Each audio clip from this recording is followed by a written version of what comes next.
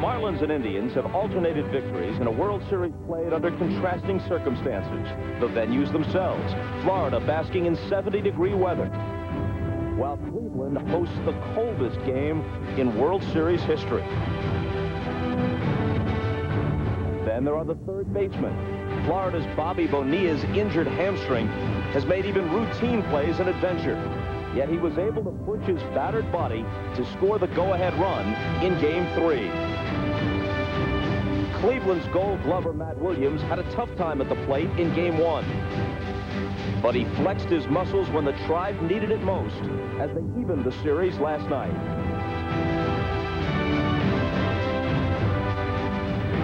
The Marlins' Gary Sheffield made the defensive play of the series in Game 3.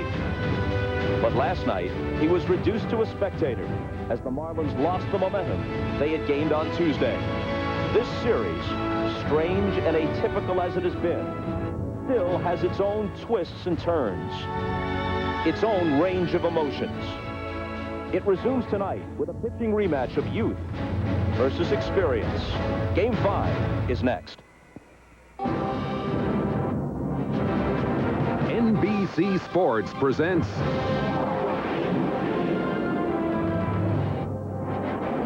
the 1997 World Series. Tonight, it's Game 5. The Florida Marlins versus the Cleveland Indians. First item of business, it is not nearly as cold here tonight as it was for Games 3 and 4. Temperatures in the 40s, but as you see the flag hanging limply, there's almost no wind, and therefore it's much more comfortable here than it was for Games 3 and 4. Tonight, Game 5 between the Indians and the Marlins, often referred to as the pivotal Game 5, and here's why. When the series has been tied at 2, whichever team wins the 5th game has gone on to win the whole thing more than 2 out of every 3 times. The temperature is in the low 40s. As we said, we'll call it 43 degrees. There's been no precipitation all day in the Cleveland area. The forecast calls for a very slight chance of rain sometime during the hours in which the game will be played. Hi again, everybody. Welcome to Game 5. I'm Bob Costas. The pitching pairing, a rematch of Game 1. The rookie out of Cuba, Livan Hernández, against 39-year-old Orel Hershiser. The numbers you see here for Hershiser represent the worst postseason outing of his brilliant career. Only his second postseason defeat against 8 victories. Hernández has been better in the playoffs, but it was a good enough performance to get him his 3rd victory against no defeats in this postseason. If you worry about the cold with him, and Jim Leland does to some extent, Hernández points out that he pitched in Double-A at Portland, Maine, and so he's used to it to some extent. You may also be wondering about his family circumstances. His mother, Miriam Carreras, back home in Cuba, very much wants to see him pitch in person. The United States has granted her a visa, but that does her no good unless Cuba issues an exit visa, and so far as we know, they have not done that, and they are not expected to. Bob Uecker and Joe Morgan will be here shortly, but for now, we turn it over to Keith Olbermann and Hannah Storm for the pregame show. Bob, apropos of your remark yesterday about baseball weather perfect for a penguin, we've decided to go right to the source here. This penguin, by the way, is also named Bob, which is an extraordinary coincidence. And he says it's too warm out here. He also adds that he used to work with Jim Leland in Pittsburgh. He's a big Marlins fan. Think about it. I would just like to point out that my idea of a penguin is Burgess Meredith. Well, from the Penguin to the Batman, if you will. Okay. On that note, and Mr. Penguin, our friend, will not be in the lineup tonight, but the man they call Mr. Marlin will. A lineup change for Jim Leland's team as Jeff Conine, one of the original Marlins, will be in at first base. Couple of reasons for that, as you see, is a .462 lifetime hitter against tonight's Indian starter Orel Hershiser. Also, Leland has been unhappy with the defense, his team piling up 5 errors in the last 2 games. So Darren Daulton, who was playing at first, he's going to be the DH tonight. The guy who was the designated hitter, Jim Eisenreich, provides Leland another lefty option off of the bench. Keith? Last night, the Indians scored 10 runs. Third baseman Matt Williams put the game on ice with his long 8th-inning home run, freezing out any Marlins comeback hopes. The polar opposite was Florida's chilled leadoff man Devon White, who went down swinging 4 times. Burr.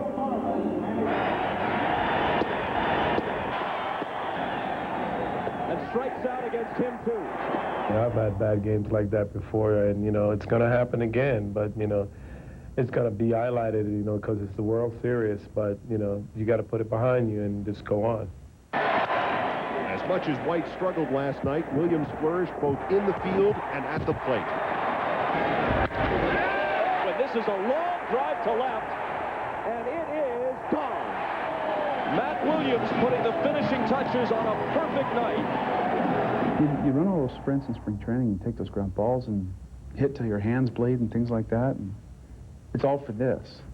And when you get here, it's time to have fun. You know, it's national TV and it's spotlight, microscope, whatever you want to call it. But it's time to relax and to enjoy yourself, because, like you say, there's guys that play their whole careers and never get a chance to do this. So you might as well have fun doing it.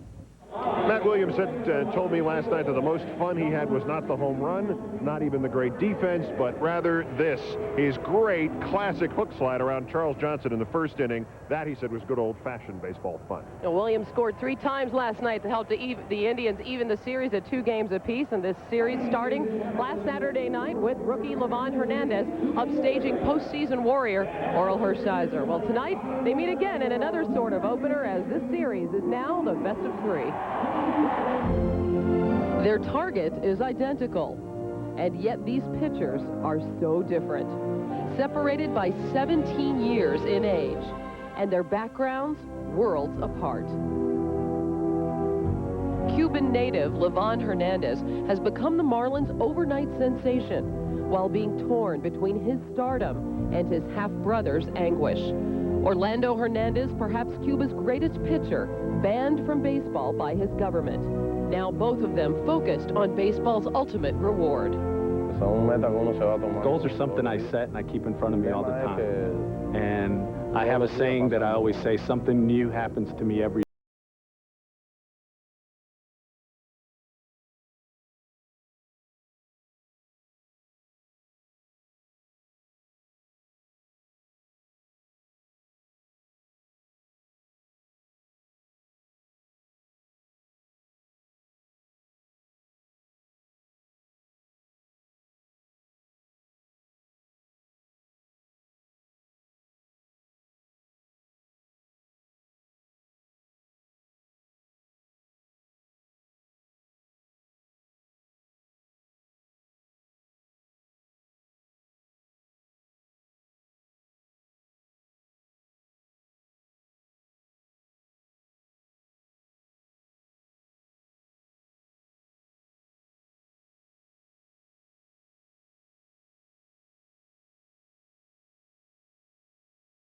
Broadcasting tonight's game via radio and TV Marti in Cuba. However, those signals are always jammed by the Cuban government, so it's very unclear whether or not Livan Hernández's family will be able to see tonight's game. They were able to listen to Game 1 on an unclear radio signal from a Miami station, so they may be able to hear some of it. And so the international human drama continues. Last night, of course, it was the Indians' rookie pitcher and his slugging third baseman who played heroes.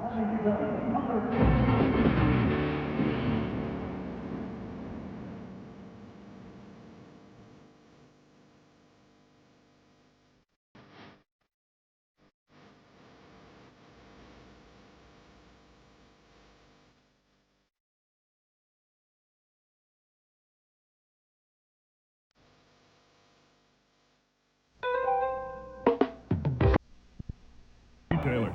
Call 1-800-GOODYEAR for the retailer near.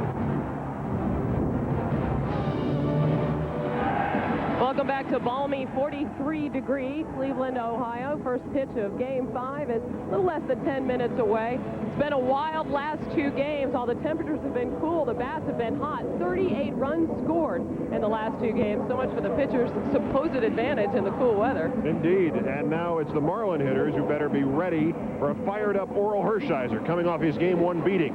A man who has faced Hershiser 52 times is the Red shortstop, Barry Larkin. He went into our batter's test tube to warn the Marlins what to expect. You ever competed with a guy in, I don't care what sport, basketball, tennis, golf, chess, checkers, and he keeps coming at you again and again and again, no matter how many times he loses, till finally he wins the game? Well, that guy's pitched tonight for the Indians. Hershiser got beat up pretty bad in Florida, so he's highly motivated to win this game tonight.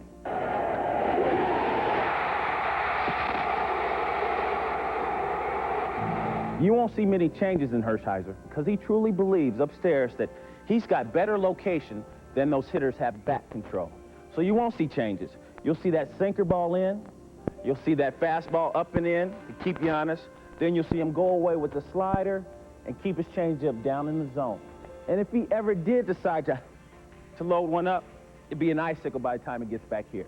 Hey, the Bulldog's going to have to play like a St. Bernard tonight to win. Two things for the record. Mr. Costas' Penguin provided by SeaWorld, and also Larkin 15 for 47 with no homers or RBI against Oral. For more Inside Baseball, log on with Larkin at MLBWorldSeries.com. And about Oral and the spitter, he denies it completely, says that's the sinker he learned in '83, without which he'd be working in a flour mill. Time now for our national anthem. Let's send it to Cleveland Indians public address announcer Mark Trumba. Ladies and gentlemen, please remove your caps and remain standing for the presentation of colors by the United States Marines, the United States Navy, and the United States Army.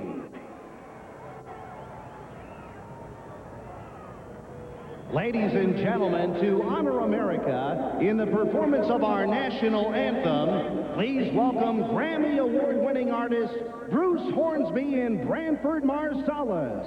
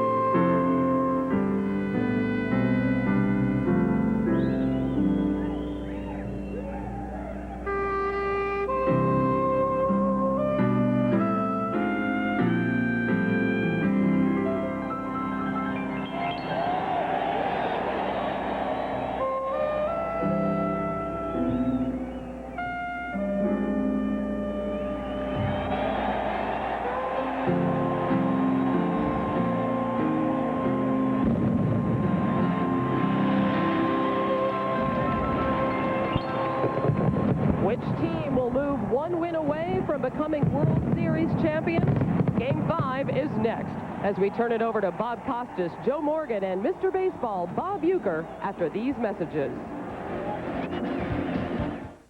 You're watching the 50th anniversary of 1,000 little touches.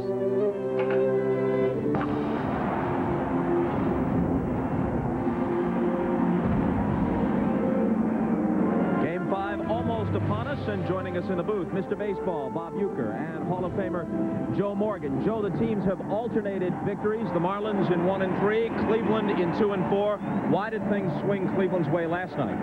Bob, for a team that hit 220 home runs, usually you have a lot of free swingers. But last night, the Indians showed great discipline and patience. They would not swing at pitches just off the plate. They were all very patient, waiting for pitches that they could handle. Usually you equate this with one one player, but the whole team was like this, and Matt Williams waits in the 8th inning and hits the ball out of the ballpark. As long as they're patient, you will get a good pitch to hit. We'll see if they're patient tonight with Livan Hernández. What about that pitching pairing? Again, rookie and veteran. Well, it's a rematch of Game 1, Bob. Oral Hershiser, the veteran, against the rookie. And Oral Hershiser in Game 1 had all kinds of problems with location. Moises Alou hit a 3-run homer on a high fastball. Then Charles Johnson hit a tape measure job on another pitch around the belt. Livan Hernández, although he didn't have a good curveball in that first outing, threw fastballs around the outside corner every once in a while, a breaking ball, and the strike zone was rather liberal. It's going to be interesting tonight to see if home plate Randy Marsh, the umpire at home plate Randy Marsh, is that lenient with those outside pitches. As always, just before the first pitch, we go down to the field for a report from Jim Gray. So here he is. All right, thank you very much, Bob. Well, I spoke to Charles Johnson, and he told me that he wants to speed up the pace tonight of Livan Hernández. He wants him to pitch much faster than usual. He says Hernández likes to have a slow-paced, deliberate game, but he wants his pace much quicker tonight for a couple of reasons. A, he doesn't want him standing out there on the mound thinking about the situation too much, and B, he doesn't want his arm to stiffen up in the cold because Hernández is from Cuba, and he's very used to playing in the warm weather. Now, Johnson went on to say that he feels that he's going to need all of his pitches tonight, that he's going to need his good curveball, unlike what he had in Game 1. He says he's going to have a good grip on the ball and keep his hand warm. Now, I spoke to Hernández, and he told me that really he doesn't like the cold. He's upset about the cold. However, he pitched very well in Portland, Maine with the cold when he had the opportunity. He said, you know, regardless of the situation here tonight and all the pressure, after everything that I've been through, really nothing is going to bother me. Bob? Jim, thanks very much. We begin by taking a look at the Florida lineup. Devon White is still at the top. Joe Morgan wouldn't fill out a lineup card this way if he were managing the Marlins, and we'll talk to him about it in this first inning. Conine is in there, and here's part of the reason. 6 for 13 in his career, including a home run against Oral Hershiser. So Eisenreich, who had been DHing, is out. Daulton, who had been playing first base, moves to the DH spot. And let's take a look at Oral Hershiser. Hershiser has a good sinking fastball, throws a curveball and a changeup. He's a very smart pitcher, and if he's throwing well, he will get a lot of ground balls. Don't expect him to make the same mistakes he made in Florida. And the defense behind him features some Gold Glovers. Matt Williams at third base and Omar Vizquel at shortstop. Two excellent glove men, but this is a very good defensive team that the Indians put on the field. And Marquise Grissom in center field has won Gold Gloves in the past in the National League. The leadoff man for Florida is Devon White. He struck out 4 times last night, and he's batting 167 in this World Series. Now, if you were managing the Marlins, he would not be playing tonight, true? Well, I would give him a day off, try to regroup, because he has not scored a run. He's your leadoff hitter, and your team has scored a lot of runs. He has not scored one. And that's not a knock at Devon. It's just that at this point, maybe you give him a day off to relax. He'll have another day tomorrow, and maybe he'll bounce back for you in Game 6 and 7 and have some big games. And look at the mark he has set now. It's consecutive at-bats, 5 strikeouts. And you have to also remember that Jim Eisenreich, in my opinion, hit the biggest home run in this series so far in Game 3 here. So Eisenreich's now on the bench. There's Jim, available as a pinch hitter. White at 167, as I mentioned, in this World Series. Hasn't scored a run, hasn't driven one in, hasn't drawn a walk, has struck out 7 times. All one from Hershiser. Randy Marsh has the plate. Ken Kaiser is at first. Ed Montague is at second. Dale Ford at third. Left field line, Joe West. Right field line, Greg Cox. Well, and Oral Hershiser 2-0 now on Devon White. That first pitch, Bob, a high fastball that he got away with, then dropped a sinker down low. 2-0 pitch, hit sharply, but it's not going to get him anything as Vic Roberts throws him out. And Joe Morgan shakes his head because the count was 2-0, and I know what you're thinking, Joe. Well, I think a lot of times you can get yourself out of a slump if you're more patient at the plate, if you see a few more pitches. And Oral Hershiser is a guy that will give you a pitch to hit, so you have to be patient with him. So White sits down, and up comes Edgar Renteria.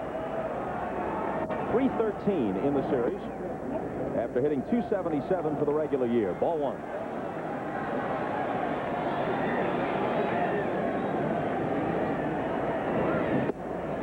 2-0. Renteria, like his counterpart in this series, Omar Vizquel, might very well have won a Gold Glove, but he was edged for it by the Mets' young standout Ray Ordonez.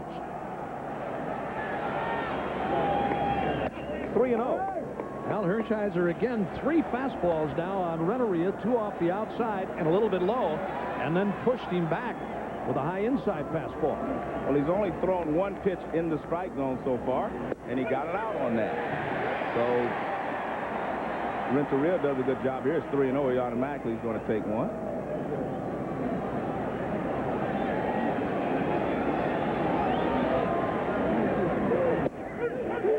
Full count. Hershiser was 14-6 for the regular season. He's 0-1 in this postseason. His ERA approaching 5. He's had 4 starts, 3 no decisions in the playoffs, and a loss in the World Series opener.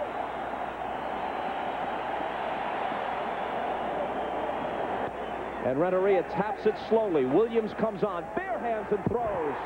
Not in time. Well, that's why Matt Williams wins Gold Gloves. A slower runner, he would have made that play. I mean, he made a spectacular play as it is. He barehanded it and he threw off balance, but Renteria got out of the box very well, and he beat it out. And watch this. He's coming full bore. Watch, just barehand the ball, take 1 step and throw. You can't make the play any better than that, and a very close play at first base. Look at that, 1 step and a throw. You don't get rid of the ball any quicker than that. But good hustle there by Renteria. I'm going to say, Joe, he had himself in position, too. He had turned his body sideways to make the pickup and then the throw in the same motion, and Renteria just beat it. And again, Renteria trying to pull a little sinker off the outside corner, and that's what Hershiser tries to get you to do. That low outside sinker, if you pull it, you're going to be dead against this guy. A ball to Sheffield.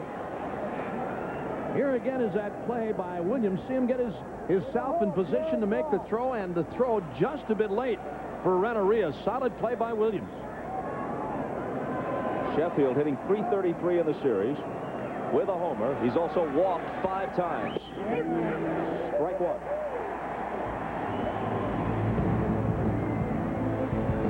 Look at that on-base percentage through the postseason, as everyone is very careful with him. But when he gets you in a position with men on base where you have no choice but to throw a strike, he will punish you. Hit sharply through the middle. Base hit for Sheffield. Renteria around second as Grissom fields it, and he'll hold there. As I said earlier, if you're patient, you will always get a pitch to hit. It doesn't matter who the pitcher is, you will get a pitch to hit. He threw him a good breaking ball to get strike 1. Now watch where this breaking ball is. This one is up, so you're a little more patient. See, and he hits this ball right back through the middle.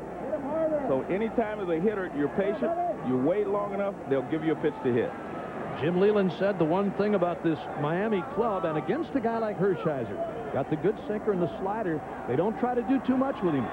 Do with him what he's going to give you. That pitch away, and Sheffield hit it to center. Bonilla on the first pitch, a double play ball. There's 1, and there's 2. 2 hits, but no runs. And now the Indians come up in the first.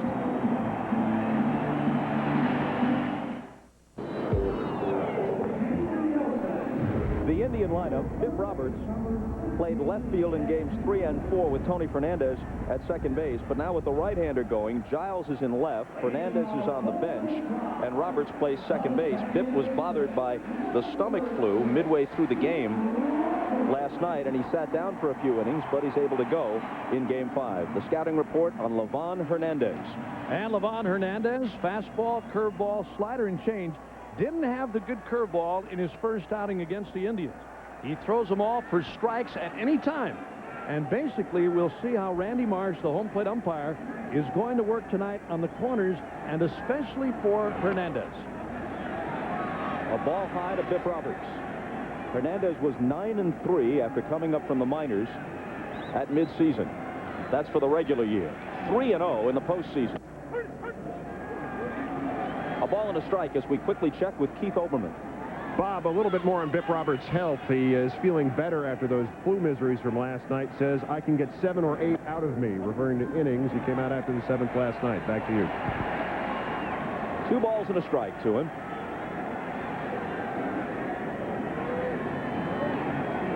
Switch hitter, of course, and as Mike Hargrove says, my only true leadoff man, what with his speed. 3-1. Now, the Indians have scored 7 first-inning runs in this series against the Marlins. They've scored at least 1 in the first every game. And now Roberts is aboard.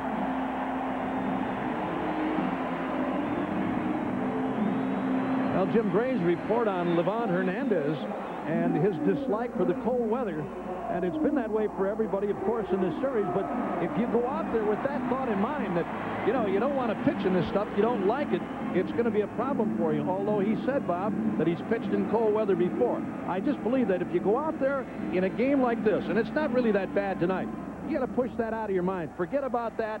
Go right at these guys. In the playoffs and World Series, his control has been great.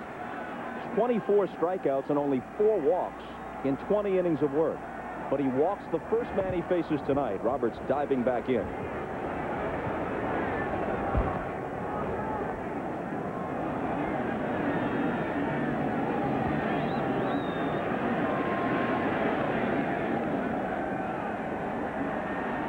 Vizquel squares to bunt, takes a strike. There are a lot of little things I look for to tip off whether a guy has his good stuff or he's in the right frame of mind. The first game we saw Hernández pitch against the Braves, he looked very relaxed, poised, and everything. Today, when I saw him warming up in the bullpen, he did not have a good expression on his face. It was more like, well, maybe now I am in the World Series. This is a little different than anything that I've experienced before, including the first game. Up and in, 1-1, and of course he's on the road in front of a hostile and very loud crowd. Well, that's June through August. He was almost perfect. September, he struggled, but he is 3-0 in the postseason.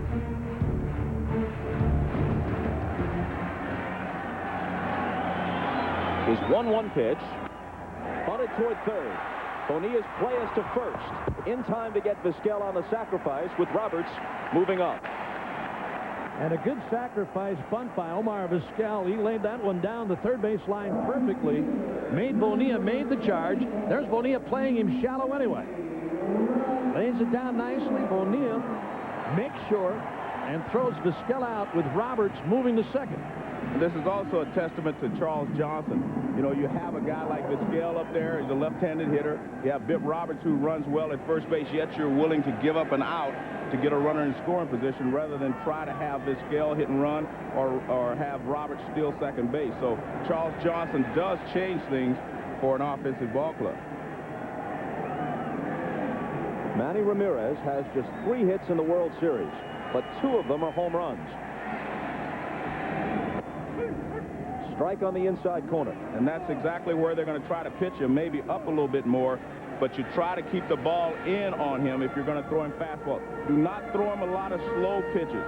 Livan Hernández threw him a curveball that he hit out in the game in Florida, so you do not want to throw him a lot of slow pitches. You want to make him react quickly. Fastballs in and sliders away. Breaking ball misses. Here's the pitch Hernández threw to him in game 1. It's a hanging curveball up high, and he just launches it way out. Well, he uses a heavy bat, Bob, and he doesn't have a real quick swing. You know, it takes his swing, it takes him a little time to get to the pitch. And that's the ball he hit last night, fastball away last night. Back live, he's jammed on this one, rolls it to Renteria. There's the second out with Roberts holding second base. Perfect pitch in there. 2 fastballs in and a slider away, and the fastball in gets him out. And this is what you want to do. After you watch hitters for 3 or 4 days, you do learn their tendencies. And Florida is making adjustments here. Look at that fastball way in. Nothing that Ramirez can do with this pitch. Watch, it tails in more than he anticipates. Not a lot he can do with it, but that's the way you want to pitch him. Try to tie him up inside and try to get him to chase breaking balls away.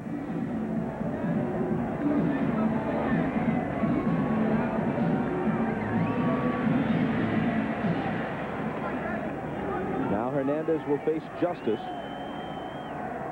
First base open, but Williams on deck. 2 out and a thus far scoreless first.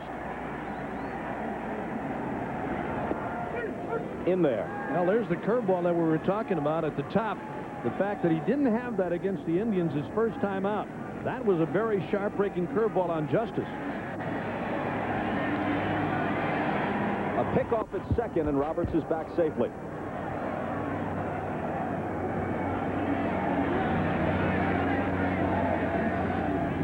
Here it is again, that little move by Renneria sneaking in behind Roberts, and the throw from Hernández just a little bit late. Now is 0-1 to Justice. A ball and a strike. In difference to Ramirez, David Justice here in this situation, we've seen him do it throughout the postseason. Anything away that he can reach, a strike from the middle to the outside, he'll hit to that gap in left center. He's done it on a number of occasions. Fouls it back. David hit .329 for the year, and he's at .308 in this World Series.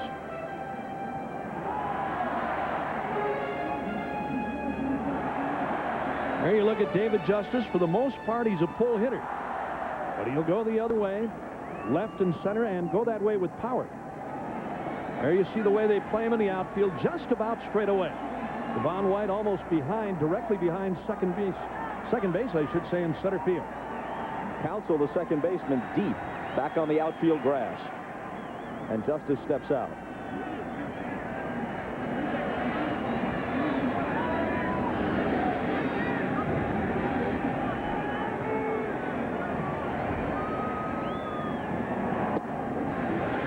Two. So you watch this guy talking about Justice.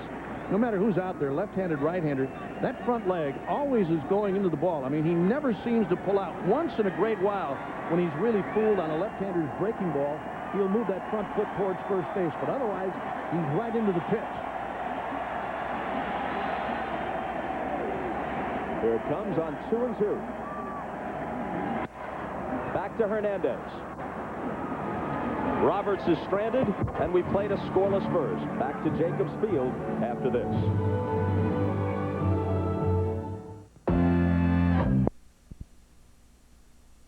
Performance. I didn't know Micron. They meant. Get your Monday nights free. Call now, 1-800-KIN-DROP. NBC's coverage of the 1997 World Series is brought to you by Genuine Chevrolet, the cars more Americans trust. By Micron Electronics. Now you know, call 1-800-MICRON-PC. By MasterCard. MasterCard, the official card of Major League Baseball. And by Sprint. From long distance to paging to internet access. Sprint. It all makes sense. The Goodyear Blimp Spirit of Akron has but a short trip to Cleveland to cover tonight's Game 5. On Saturday, the Stars and Stripes, based in Florida, will help us cover Game 6. For the first time in this series, neither team scores in their first turn at bat. Now Darren Daulton leads off in the Florida second. Hershiser's 1-0 pitch. 2-0 to Dutch. In his second World Series appearance, with the '93 Phillies against the Blue Jays, and this year he's 5 for 10. Swings on the 2-0 and grounds it foul. And a lot of people may be wondering, well, why isn't Jim Eisenreich DHing tonight and Darren Daulton is? Well, the main reason is, you know, he had to choose between the two. At least that's Leland's thinking. I thought he had to choose between the three, including Devon White. But the point is that Darren Daulton has scored 6 runs in this. He leads his team in runs scored. There's a shot, and it's by Thome for extra bases. Daulton around first, and a fan reaches out and grabs it, so he's automatically entitled to second base. He's now 6 for 11 in this World Series. And he has swung the bat very, very well, and that's why Daulton is in there, and Eisenreich is not.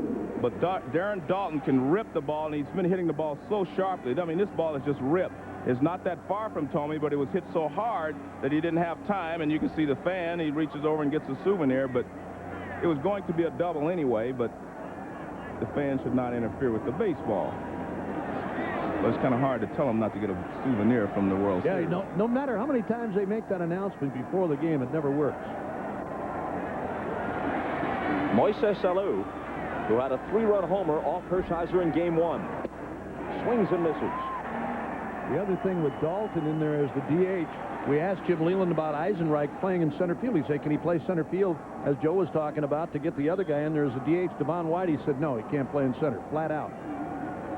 Eisenreich played center early in his career, but that's a long time ago. He's 38 years old now. And remember, Devon White has won 7 Gold Gloves, so he gives you something in the field, even if he's slumping at the plate. That's true, but again, you're looking at a situation when you're on the road. I think you need to figure a way to outscore the other team, especially the way the Indians have scored runs in this series.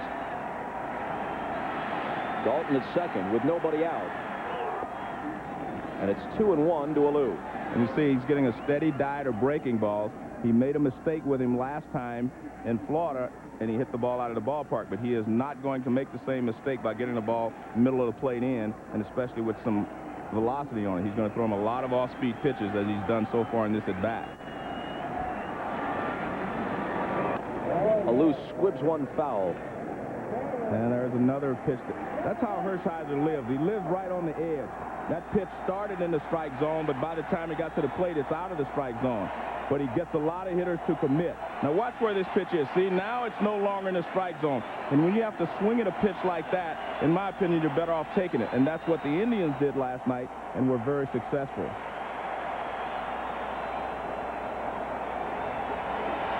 Here's the 2-2. Over his head, and he sits down. Well, there's a breaking ball that didn't break very much. Moises Alou a little bit upset at that pitch from Hershiser. This is a breaking ball that just didn't break. Watch this. It's a curveball that stays behind Alou and almost hit him. As a matter of fact, it almost hit his bat. Watch this. But I don't understand how the catch could even catch it. He couldn't see it. That's a great stop there by Alomar. Well, you know where it is, in the area it is anyway, right. And the only thing that would stop you is if indeed it did hit Alou's bat. 3-2 pitch is popped up. Shallow center. Vizquel goes out and calls for it. That's the first out. Well, he had a pitch to hit. He hung him a curveball, but Alou didn't quite get it. He hit it on the good part of the bat, but he pops it up. I mean, he got under it. Now watch this. He gets the pitch. Watch where this pitch is. See, that pitch is up. And he knows he should have hit it. Right there, he's very upset that he didn't hit it. But he had a pitch to hit. Up and right over the plate, Joe. Right over the middle. Look at that pitch coming right over the middle of the plate. And as you said, about belt high. And Alou popped it up. Now the veteran Jeff Conine. Ball 1 to him. He hit .242 for the year. He hasn't played every day in the postseason, but when he's gotten a chance, he's delivered some big hits. And as you see, he has a good history against Orel Hershiser. And he also adds defense to this ball club. He's a better first baseman than is Darren Daulton. So that's the other reason that Leyland is making the change. He wants to get his best defense in this ball game as well, which also illustrates why Devon White is in center field. And Hershiser, I mean, he's been struggling this entire ball game.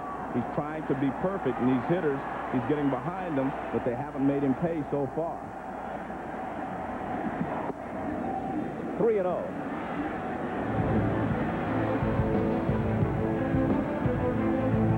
Hershiser, of course, established his reputation in 1988 when he had a fabulous season for the Dodgers. He won 23 games, then went 3-0 in the postseason, including 2 wins against Oakland in the World Series. And that's why he's been the kind of a pitcher he's been. He as Joe said earlier, he's going to make you try and chase pitches off the inside or beat you to death on the inside fastball off your fist. When he has to throw a strike, he will. But he basically tries to get you to chase. No matter what the count is, he's going to try to make you swing at a bad pitch. His 3-1 to Conine is rolled foul. Conine was the last man Hershiser faced in his disappointing Game 1 outing. Jeff delivered a single, made the score 6-2, and finished Hershiser. Hit a single to right center against Hershiser and knocked in a run. But again, he'll try to stay away. I mean, you try to pull that outside breaking ball, that's what he looks for, those little ground balls. And if you try to do that, and Conine is one of those guys that'll take that pitch to right field. Normally he hits that way. That's the way he'll go, up the middle or to right field.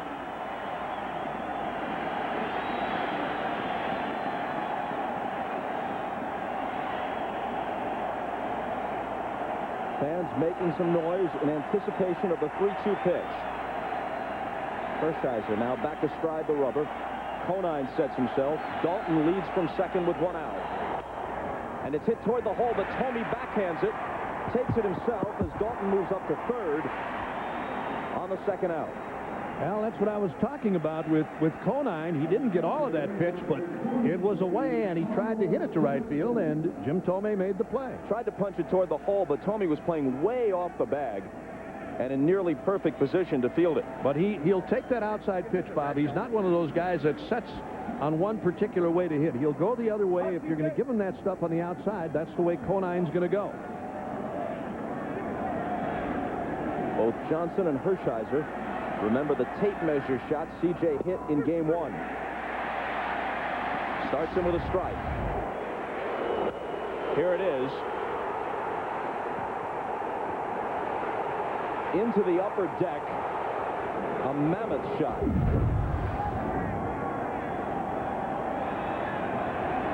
Immediately following Alou's homer. 1-1. You mentioned Hershiser's record before this year, 8-1 in the postseason. You have to remember that was a young Oral Hershiser, as you just said, established himself early. Now he makes more mistakes than he did in those early days. Popped into shallow right. It could be trouble. Coming on as Ramirez can't get it. The Marlins have the lead on a bloop single by Charles Johnson. Daulton scoring. Well, it's just what these Marlins are trying to do, and Jim Leland said it, to stay within their own realm, their game. Anything that's away, they're going to try to hit the ball to right field instead of trying to jerk a ball out of the ballpark. Charles Johnson did a nice piece of hitting right here. Watch this pitch. Down off the outside corner, he got enough of it to drop that flare in the right center field and put the Marlins on top by a score of 1-0. So in Game 1, Johnson hurt Hershiser with a bomb. Here he hurts him with a bloop. So he's at a bloop and a blast, huh? Correct.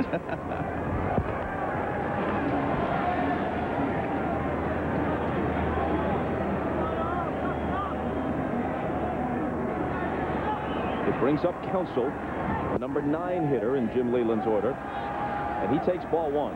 Of all the people I've been impressed with that I didn't know much about before, I would have to say it's Craig Counsell, simply because he seems to know how to play the game. I mean, he's really a smart player. 2-0. And he swings the bat very well. He stays in there on left-handed pitchers. And I've just been impressed with his approach to playing the game. You know, he seems to get himself in proper position in the field. He does a lot of good things at the plate.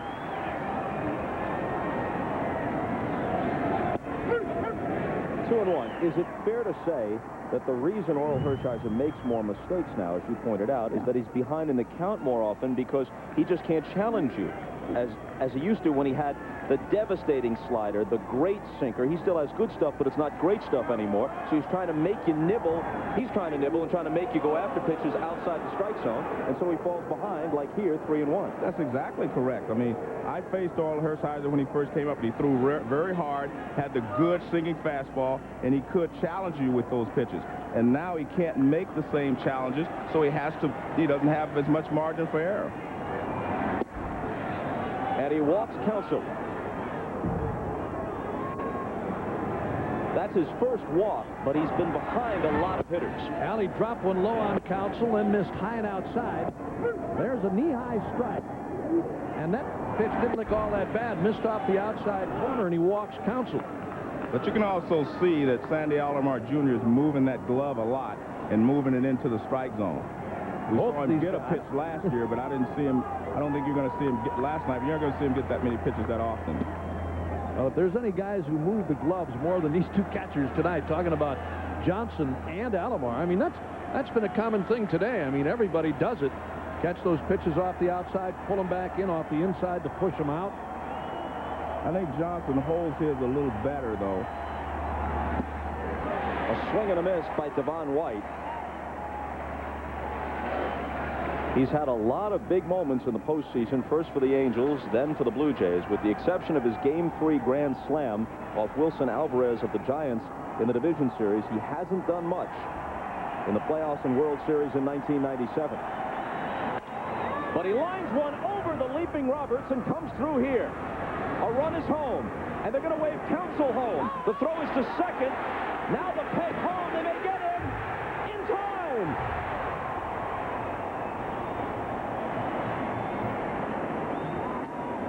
So they get one, but cut down the trail runner at the plate.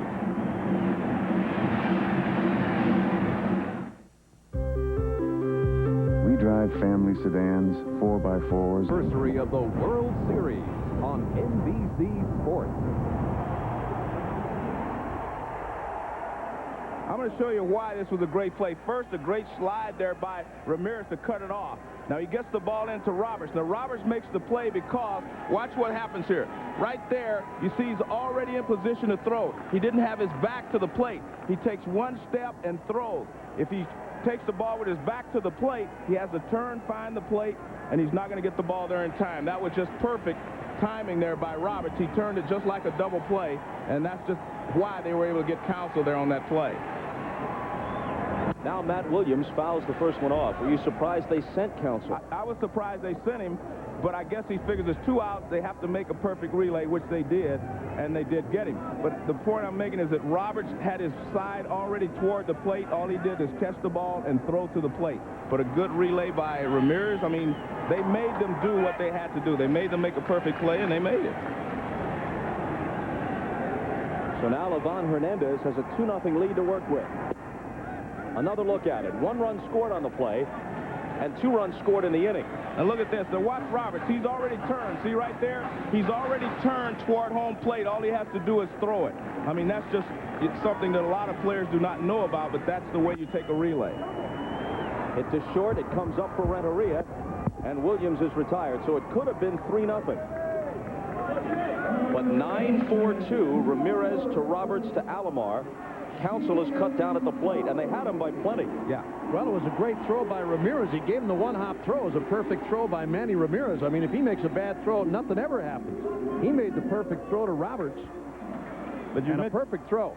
You mentioned they had him, but remember one thing. When you have to turn, you're giving it runner like 5 extra feet. Well, but it all starts with the relay throw, Joe. As you know, you've taken many of them. A ball to Thome. Worth repeating that Devon White finally came through with a solid base hit, scored as a double. That's exactly right. And the fact is, maybe hit that one too hard because they were able to make the play. But that's good to see if you're a Marlins fan. But then again, the percentages are in your favor. The more offers you take, at least I kept thinking that myself. It didn't always work that way. So White knocked in 1 and might have had 2, but for the great relay. Thome now hits one to deep center field. White going back and looking up at the fence off the top of the wall. It bounces away from him, and Thome's going to get a triple. Coming over from right field is Sheffield to get it back in, but Thome slides in safely.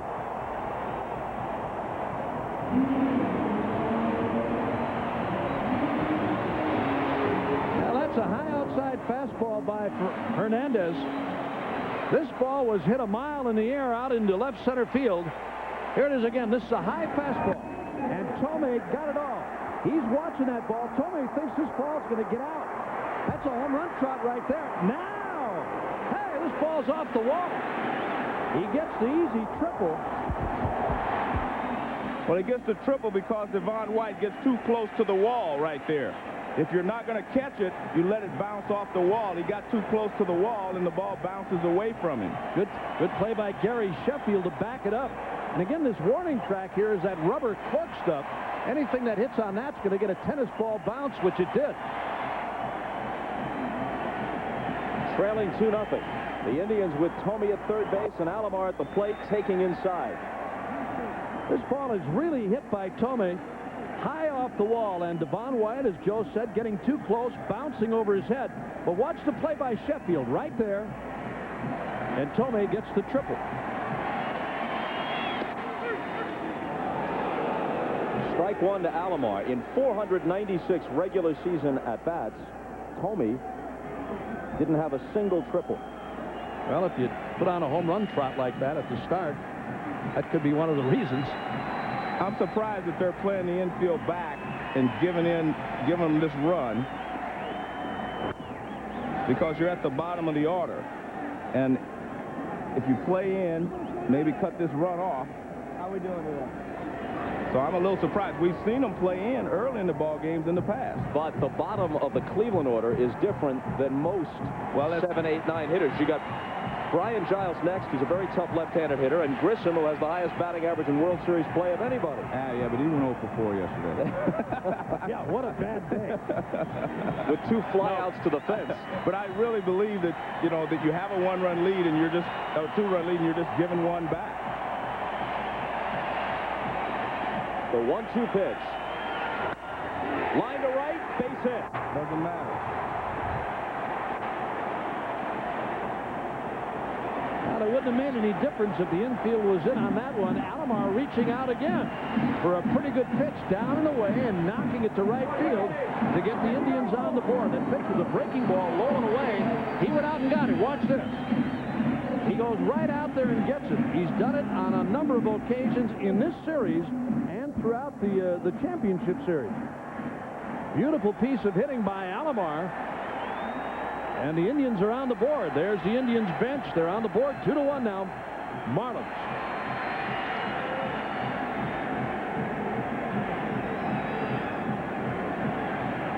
Brian Giles has had only 2 at-bats in this series. Base hits both times. Now Brian Giles, basically a right field hitter with power. He hit 17 during the regular season.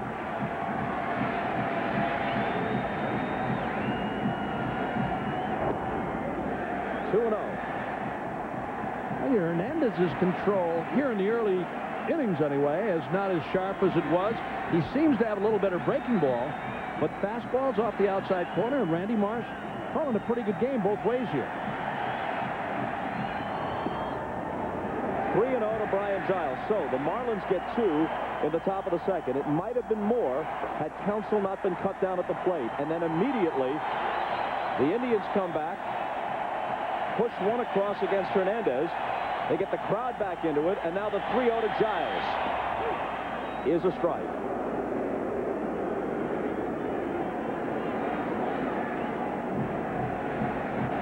If you're just joining us, temperatures are in the mid-40s, but there's almost no wind, so it's much more comfortable than the first 2 nights in Cleveland.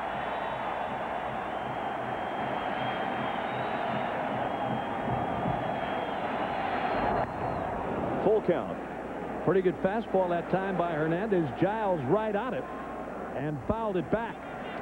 Running the count full now, 3-2. Again, Hernández with a good fastball. It's from the middle toward the outside. It's got that little sink on it.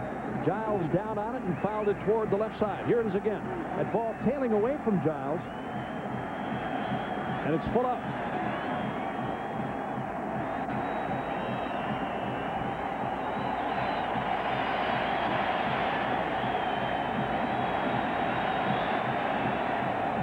The runner goes on the 3-2 pitch, which is ball 4. Ball 4, no play at second base. Although, as we are well aware, the ball is alive. You better make sure it doesn't skip into center field. You better take nothing for granted, but it was ball 4. Looked like a pretty good pitch, and Charles Johnson thought it was a strike. Was the curveball. I guess it was high. He comes up and fires the strike. Renteria gets the ball knocked out of his glove, and you see it not a call. Yeah, that's what Johnson definitely thought the pitch was a strike. You're not going to make Randy Marsh very happy with a throw like that, but it's automatic for a catcher. I mean, if the pitch is close and you're thinking it's a strike, you're automatically coming out of there to make the throw.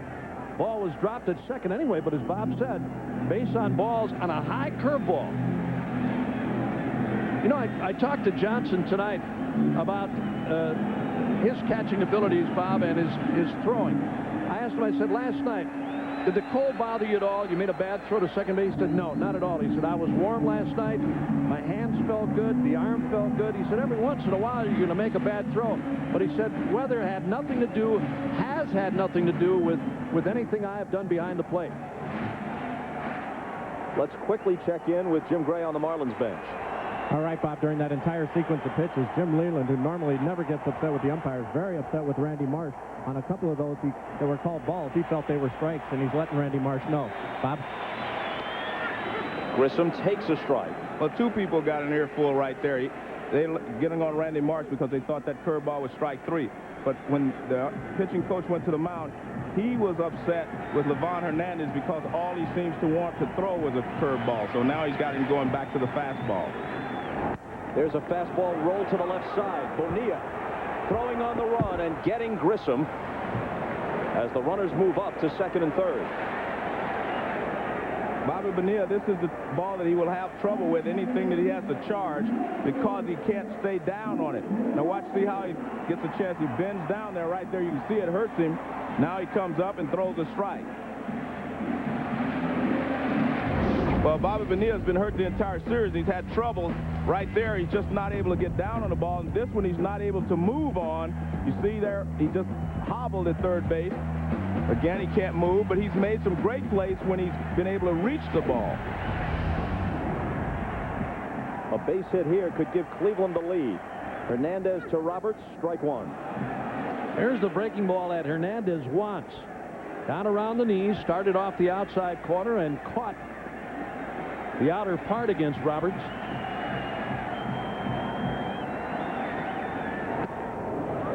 Up and in, 1-1. Bipp walked his first time up. Well, he went inside now with a fastball. Let's see if he tries that outside corner again with a curveball. That's been a strong pitch for Hernandez throughout the postseason.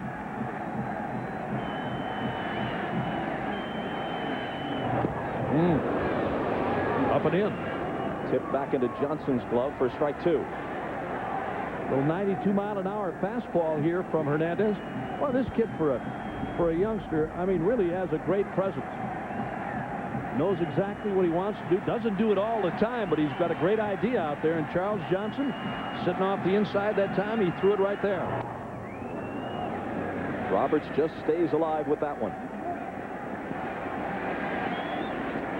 Alomar, who singled home a run, is at third. Giles, who walked, is at second. 2-1 Florida, bottom of the second. 2 outs and a 1-2 count to Bipp Roberts.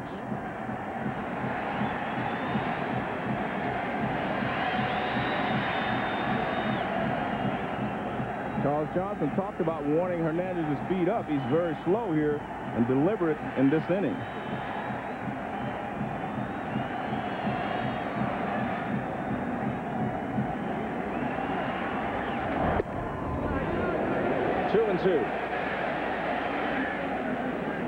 When the great Cuban pitcher Luis Tiant won games 1 and 4 of the 1975 World Series, Livan Hernandez was just a few months old.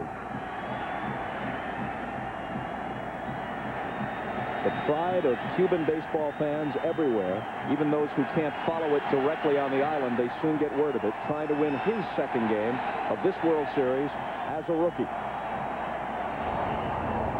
And he runs the count out full to Bipp Roberts. Now again, a curveball and down low and inside to Roberts. And the block by Charles Johnson. Here it is one more time. There's the curveball down low, and a good block by Charles Johnson, getting his body in front of that ball again. Runners at second and third. Good play. Well, it wouldn't be the worst thing in the world for him if he was to walk Bipp Roberts. You're not going to walk him intentionally, but at least you make sure that you make your pitch. Try to get him to chase something out of the strike zone.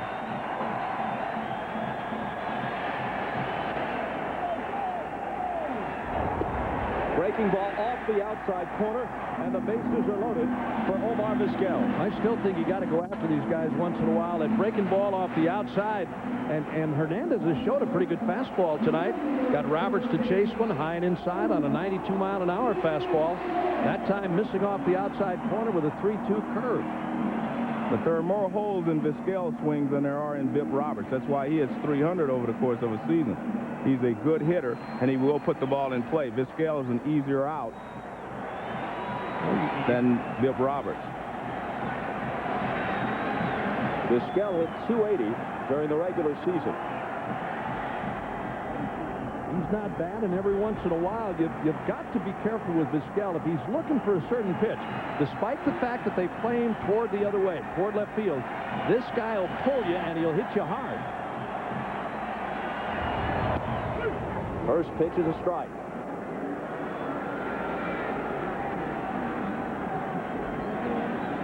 The first game was a disaster in terms of how the Indians produced with runners in scoring position. Pretty good after that. They have them loaded with 2 outs here. And the 0-1 to Vizquel. Line to left center field. Devon White is on the move, and he's got it. They score 1, but leave the bases loaded. And Hernández clings to a 1-run lead. MCI presents postseason heroes. Livan Hernández into the dugout here. Now remember, he was chewed out at the mound by Larry Rothschild, the pitching coach. Milt May goes over, taps him on the shoulder. Here's Rothschild talking to him because he was chewed out. Now here comes Johnson, who was also chewing him out a little bit. Now he says, okay, we're all right. And that's Alex Fernandez trying to calm him down. The reason that they were on him is because they feel like he's trying to be too cute out there. They want him to go after a few more hitters, even if it's a breaking ball, but throw it for a strike. Don't nibble with it. Hershiser's first pitch to Renteria is a called strike as we move to the third. I know it's early in his career, and he's new to this country and new to these circumstances, but is his obviously volatile temper a potential liability? Vizquel cuts down Renteria. We'll get back to that question in a moment as Sheffield comes to the plate. Well, we were talking last night about Gary Sheffield not sliding on a double play attempt, and this is last night when we saw this. Now watch. He doesn't slide. He said he was tricked by Vizquel. Now tonight, Vizquel is going to make him slide. Look at that. He's going right after him, so Sheffield gets down. But I talked to Gary before the game. I said, why didn't you slide? He said, last night, he tricked me. He acted like he was going to the inside. I was going to slide there, and then he went to the outside, and I couldn't slide. So he said it wasn't intentional. He said it was a good deep play by him by Vizquel. Sliding is better than leaving with a big hump on your chest. I know I that. told him that. Sheffield grounded a single to center in the first and rifles this one down the left field line, but foul. So now back to Hernández. Yeah, back to your point. That's why I was saying when I saw him the first game before Atlanta, I mean, he was composed and calm. The first game of the World Series, there was a little more irritation in him when he was warming up down there. And tonight I saw it when he was warming up before the game. He just didn't seem like he had the same kind of composure, and he's losing it out there on the mound. Well, he threw a fit after he was yanked from Game 1 of this World Series. Now, looking at it from another player's perspective, I mean, that gets old after a while. I mean, you're in this game. You've got the lead in this game, and it's a pivotal game, as you said earlier, Bob. And to throw fits and throw tantrums, I mean, guys are going to hit you. If you don't make pitches, guys are going to hit you. This is the big leagues, and it's the World Series, for one thing. 1-2 to Sheffield. The other thing you worry about with a guy like him, Bob, is the fact that he comes in there, starts kicking stuff and punching stuff. He's going to hurt himself and take himself out of this series. More than one guy has found himself on a disabled list, pitcher or hitter, from throwing a tantrum and injuring himself inadvertently. Yep. The 1-2 pitch to Sheffield. A liner that is taken by Bick Roberts, who had him played perfectly toward the second base bag. Don't forget, while you're watching tonight's game, if you're able to split your attention, you can send in your questions to Barry Larkin, who's online right now at MLBWorldSeries.com. Plus, in case you missed today's chat with Mr. Baseball Bob Uecker, you can read the entire transcript online. It is, I assure you, a must-read. Look at Barry Larkin. He seems fascinated by it. All on MLBWorldSeries.com. I had a good time today. It was a lot of fun. They had over 1 million calls. Get out of 20 town. minutes. 20 minutes, 1 million calls. All collect. 0-1 to Bonilla, who grounded into a double play to end the first.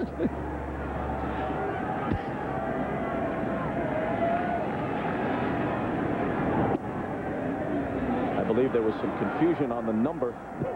1 digit off. They thought they were dialing the Psychic Friends Network. The 2-1. Line drive, nabbed by Vizquel. Routine for a 5-time Gold Glover. Still 2-1, Florida.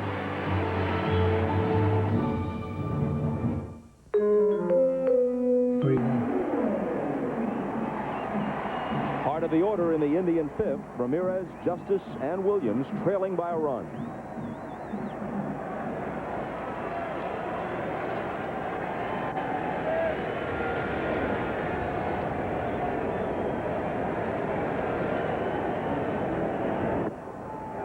A ball from Livan Hernández.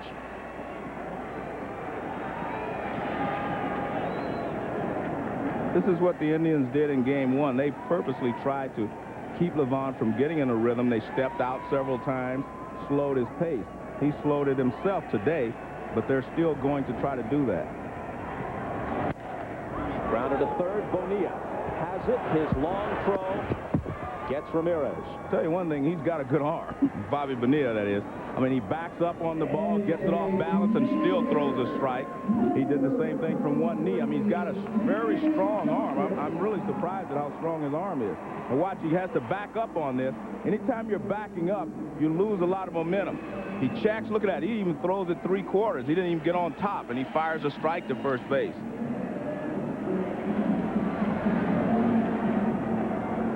Which brings up David Justice, who tapped out to the mound his first time up.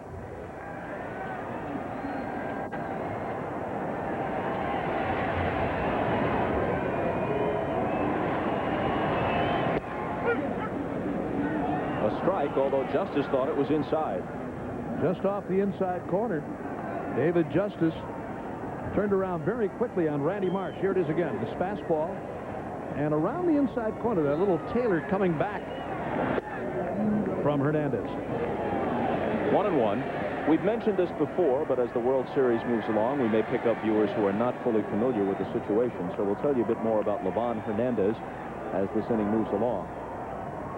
And now Justice steps out. He defected 2 years ago in Mexico, but his entire family is still back in Cuba, including his half-brother Orlando, who is a virtual political prisoner. 1-2. He's one of several Cuban players and coaches, speaking of Orlando, who has been banned from baseball on the island because they attempted to defect or were suspected of attempting to defect, as Livan and some 20 other Cubans have done. Cubans now playing professional baseball in the United States. And Livan says of Orlando, he was much better than me, one of the best pitchers in Cuban history.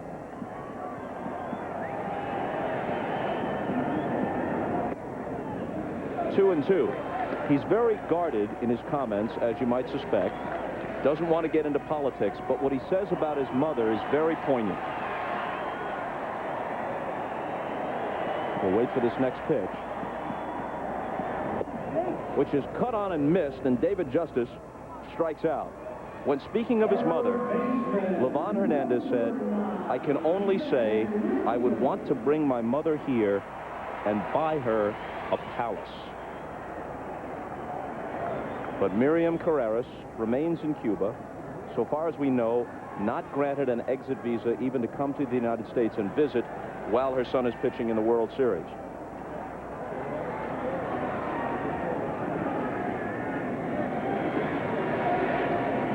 Now Matt Williams takes a strike. The strikeout of Justice was the first recorded tonight by Hernández, who had 15 in his Game 5 victory in the LCS over the Braves.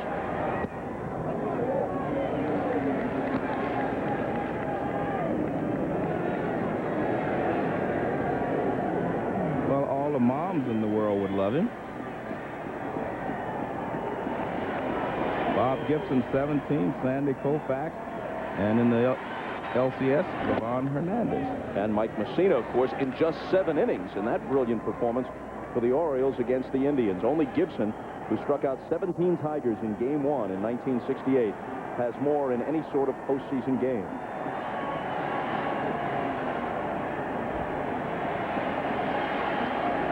Here's the 2-1 pitch. In the dirt.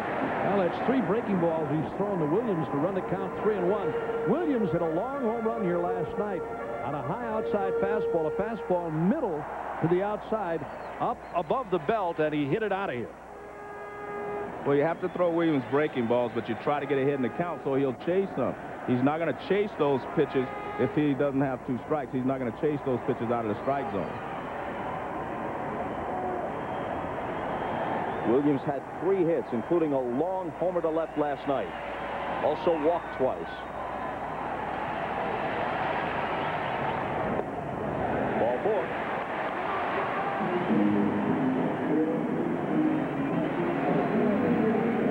That's the 4th walk issued by Hernández, who had walked only 4 in his preceding 20 innings before tonight in this postseason. There you are, the breaking ball for a strike. Another curveball off the outside corner, fastball inside, and a breaking ball down. Here's that last fastball to walk Williams with 2 men out. Now he'll have to deal with Thome, who homered off him in game 1 and nearly duplicated that in his first at-bat here, tripling to deep center.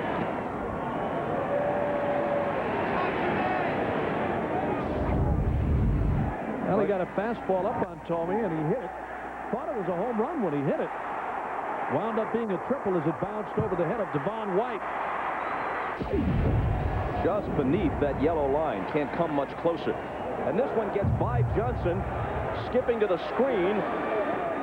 Williams to second on what will no doubt be scored a wild pitch.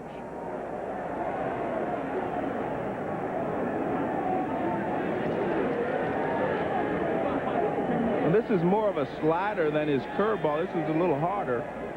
See, this pitch is harder, and Jim Thome barely able to get out of the way. Charles Johnson tries to slide over in front of it. He can't get there, and the ball bounces away. That was a hard breaking ball, not his normal curveball, which means he held on to it a little too long, and he tried to throw it too hard.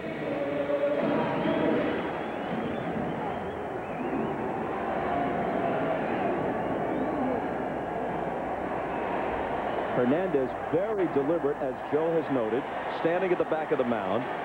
Plus, the Cleveland hitters are continually stepping out on him, and now Johnson out to talk with him. Let's go to Keith Olbermann. Keith?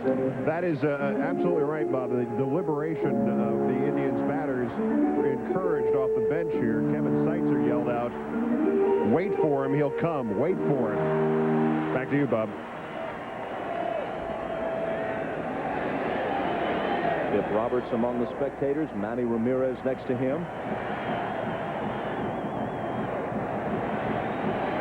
2-0 pitch finally on the way. 3-0 to Thome. The loss of Alex Hernández not only wasn't felt in the LCS, in fact, it may have helped in the short term because it got Livan Hernández into the rotation, and Kevin Brown was able to come back and win Game 6. But they're feeling it now with the way Saunders pitched last night, facing 16 and only retiring 6 of them. With Hernández struggling, even though he won Game 1, he wasn't as sharp. He's having his problems tonight with his control. There's the 3-0, and Thome becomes the 5th walk. Well, after he got behind in the count, he wasn't going to give him a pitch to hit. Everything is breaking balls down. Now watch this. Another breaking ball down and in. He's not going to give him a pitch to hit here on 3-0. So he throws him another one in the dirt. It's okay not to give in on certain occasions, but that means you have to be that much tougher on the next hitter. Now he has to really go after Sandy Alomar Jr. The other thing, too, Joe, this changes the whole Indians batting order. I mean, down the line into this game, as this game goes on, you're going to have to face more hitters. You're going to face guys that you normally would only face maybe 3 or 4 times, one more time. Ball 1 to Alomar. There's Sandy Sr. The reason why Jr. wears number 15 is because Sandy Alomar Sr. was a teammate of Thurman Munson with the Yankees in the mid-70s, and 15 was Thurman's number. He wears it in tribute to the great catcher. 1-0 pitch. It's given a ride to left. Alou to the wall. It's gone.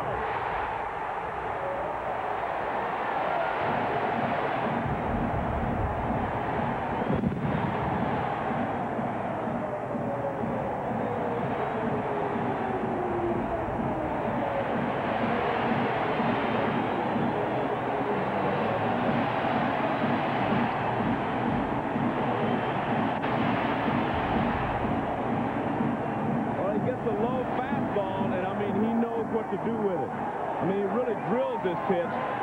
Low fastball right out over the middle of the plate. And, I mean, look at that swing and that finish. I mean, that ball is out of here right away. Now the bases on balls after 2 are out. Just talked about it, what it does to you. I mean, and again, Alomar, the thing with him, Joan, you've watched him all year. As you look at the Indians bench, yeah, it's out of here. Alomar, the ability to take the outside pitches to right field. He's really turned himself into a disciplined hitter. And when he gets something inside that he can really hit and hit hard to left, as you look at Sandy Alomar Sr. Yeah, you hit a few of those, Sandy Sr. Maybe not that far. Yes, sir. Former teammate of mine, too. 4-2 Cleveland. All 4 runs driven home by Sandy Alomar Jr., whose dream season continues.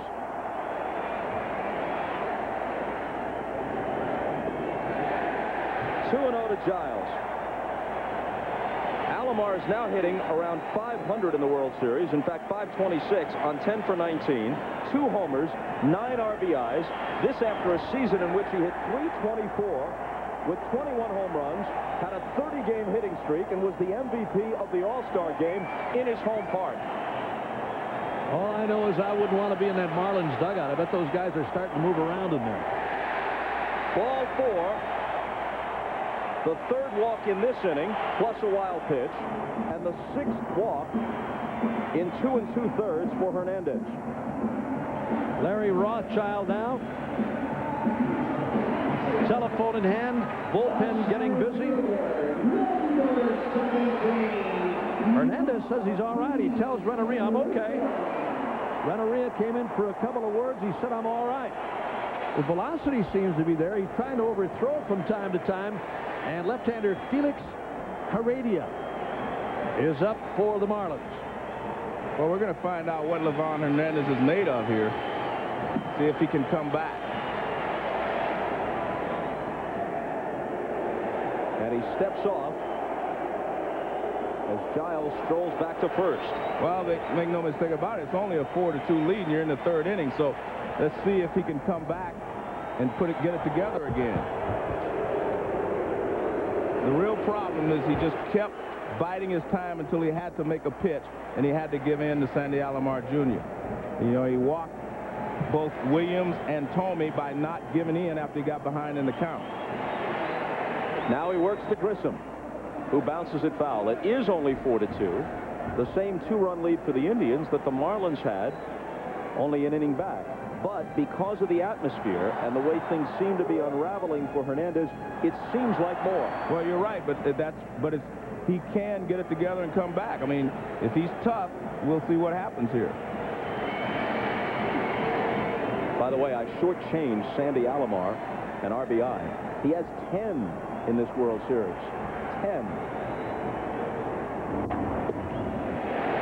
A ball and a strike. Well, as Hernández did in the first game against Hershiser, had trouble with his curveball. Didn't really have the sharp breaking curveball. It has a bigger bite to it tonight, but he's not throwing it for strikes. He's missed plenty with it.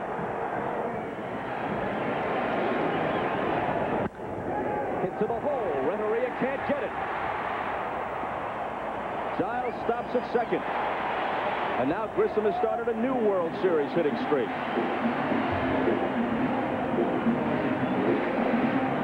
We've got Dave Nelson, the first base coach, mic'd again tonight. Here's his reaction when Alomar connected. All right. Yes. Get up. Get up. Yes, attaboy, Sandy. Yes. Not quite the Euchre seats, but it'll do. Not quite the Euchre seats, but it'll do. Attaboy, Dave. See you this winter on tour. Dave tailoring his material for broadcast with mentions of Morgan and Euchre as often as he can. A line drive right at Renteria. Roberts is done, and so are the Indians finally in the 3rd. But they score 3.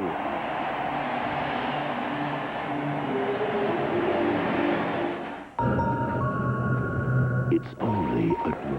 Well, a little different. Livan Hernández going into the dugout this time. He was throwing things last time. Seems calm here. And truthfully, you have to get your composure back and try to regroup and hold your team in this ball game. You're only down 4-2. And a strike to Daulton, who doubled down the right field line his first time up. Well, that the Livan Hernandez holding in each hand a couple of hand warmers. It's a chemical solution in those bags that you break, and they stay warm for quite a while. Hershiser now pitching with the lead. And Daulton ripping one foul. He has consistently gotten good swings when he's been used in this series. Well, one thing about Darren Daulton is that he knows the strike zone.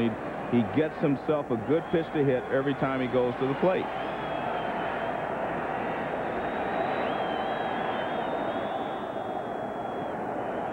Now the 1-2 pitch. Hit hard, but again foul.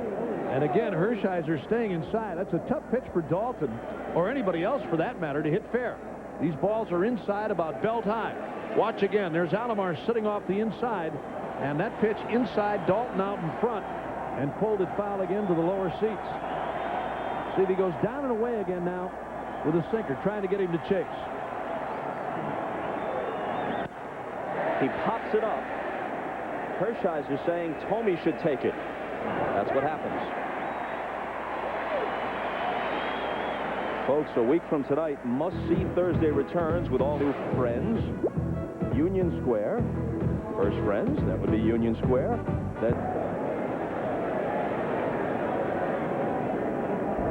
Moises Alou popped to short his first time up. Hershiser gets a strike.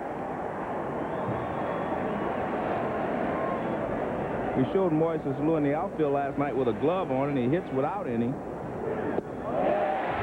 And he said the reason for that is he'll take batting practice with gloves sometimes, but he thinks the ball jumps better when he doesn't have any gloves on. Takes a brave man when the weather is cold. The 0-2 pitch struck him out. Well, gloves or not, Hershiser with 3 good breaking balls, 3 curveballs to take care of Alou in this at-bat. First one, strike on the outside corner. Right back with a curve, missed it down low, and a curveball low and outside. He chased it for the strikeout. First strikeout for Hershiser tonight.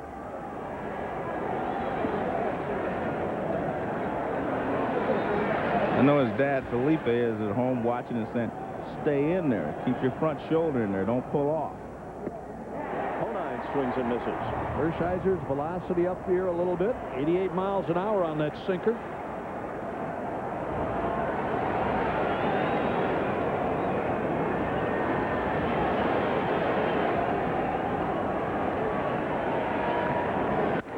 A liner to center.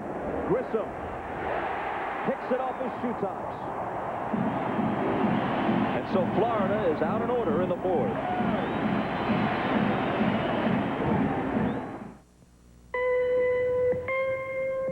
Of the 1997 World Series is brought to you by Chevrolet Trucks, the most dependable, longest-lasting trucks on the road.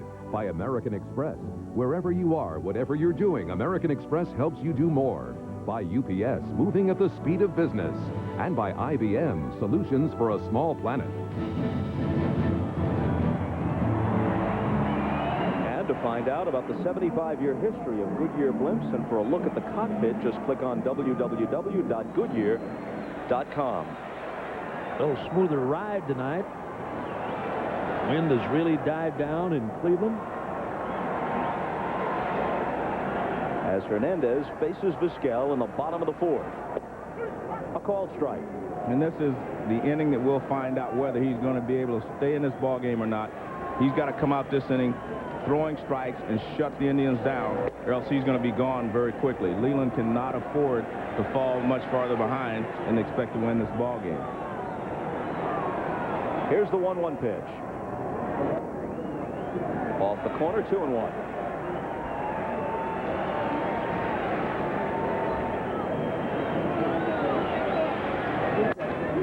In the air to right. Sheffield in, Counsell out, and it's Sheffield. Our NFL coverage continues on Sunday, a doubleheader day for NBC. Denver's Terrell Davis, one of the best running backs in the game, chats with Greg Gumbel, Steelers coach Bill Cowher, the ageless Warren Moon, a feature on the surprising Giants, and much more scheduled for the pregame show. Then in Game 1, most of the country gets the Broncos and the Bills. In Game 2, the Jaguars and the Steelers, or regional action, all beginning at noon Eastern on NBC this Sunday, a Sunday that might include Game 7 of the World Series. And Warren Moon faces the Raiders. You love those Raiders, don't you? The Raiders. A strike to Ramirez, who was grounded out twice.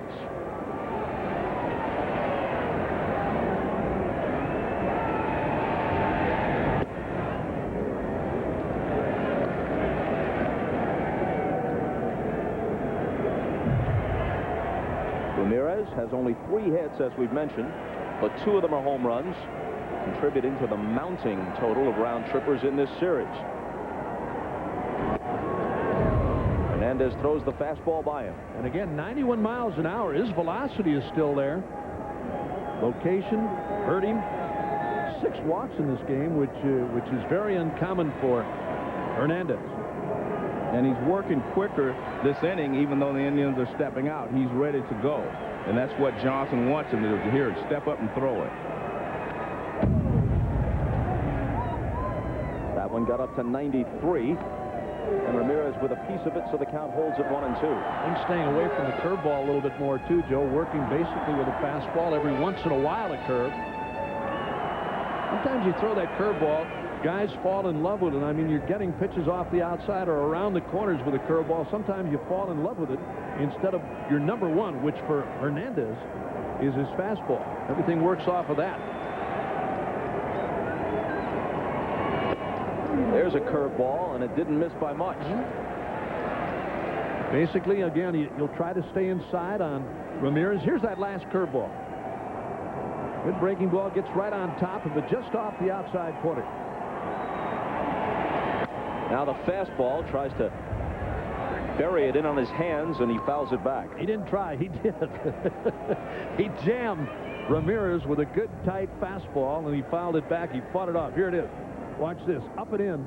You see Ramirez, look how close to his body Ramirez's hands are. There's just no way you can hit that ball or hit it fair. You made Blair one into right. And you see Ramirez got in, then he backs out. He is just, they're just not going to let Livan Hernández get into a rhythm.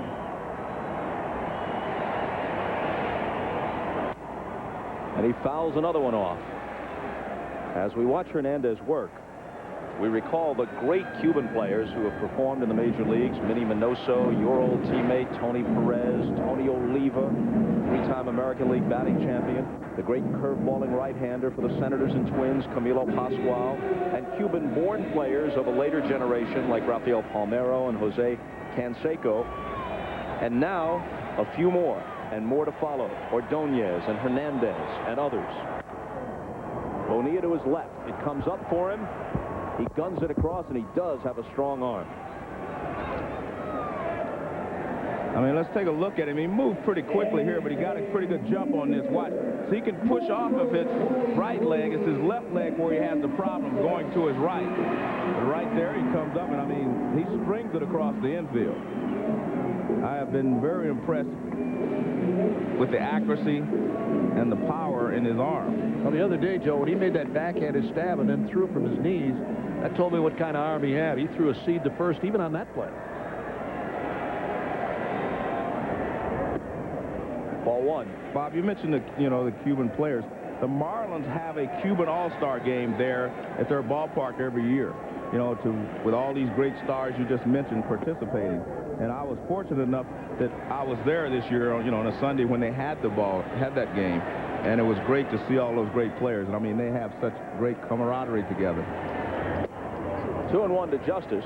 In this, the 50th anniversary of Jackie Robinson breaking the color barrier, it's worth noting that baseball fans of earlier generations were also deprived of seeing all the great Latin stars who were deemed too dark-skinned to play under baseball's segregation rules.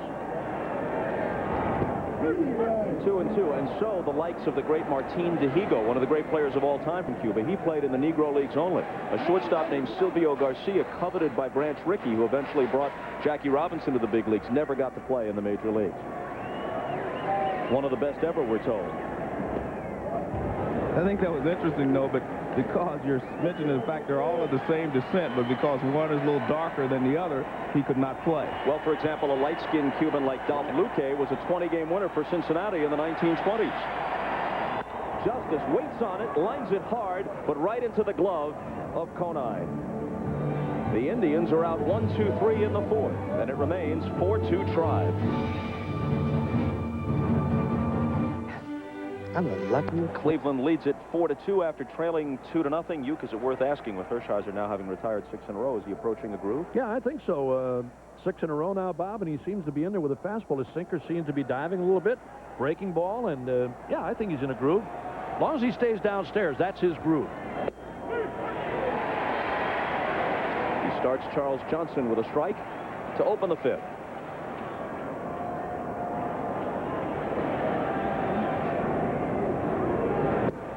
And he's ahead of him 0-2. That's just what we were talking about. I mean, if he stays down there, and that's the Hershiser that we know and American League hitters have faced for the last few years, if he's down there, he's tough. And this crowd, again, right back into it, standing.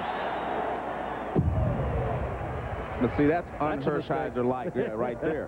That's a mistake. And that's the problem that I think we see here. I mean, in the past, he never would make an 0-2 mistake in the middle of the plate and up like that. No balls and 2 strikes. He's going to usually make the hitter chase something out of the strike zone. But that was a pitch that Charles Johnson should have hit. And he can't hit that one either. Second strikeout for Hershiser. Much better pitch there. Hershiser will only throw as many strikes as you make him. He throws one there. This is not a strike. He makes a mistake right there. Now, this is not a strike either. But that's the way all Hershiser pitches, and when you get a pitch to hit, you better hit it.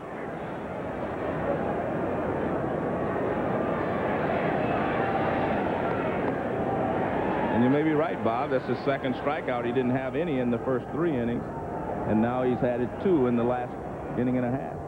As Johnson exchanges the bat for the catching gear, Counsell steps in and takes a strike. And Hershiser was continually pitching behind hitters in the first couple of innings. Not anymore. He's getting in front.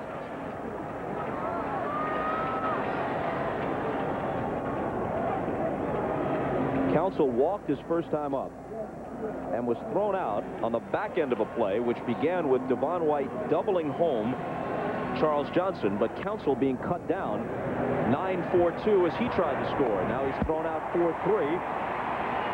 Roberts to Thome. Now 8 in a row now for Hershiser. Counsell pulling this pitch on the ground, little 4-3 ground out, and Devon White, who's had a very, very tough series, in there now against Hershiser. Here's a scouting report on him. Fastballs away. A lot of off-speed stuff, which he's chased in the series. A lot of change-ups that he's gone after that have been out of the strike zone. Down and in, be careful with him in there. You can throw off speed down in there. Fastball down in there, he'll go get it. Hit a double. Back in the second.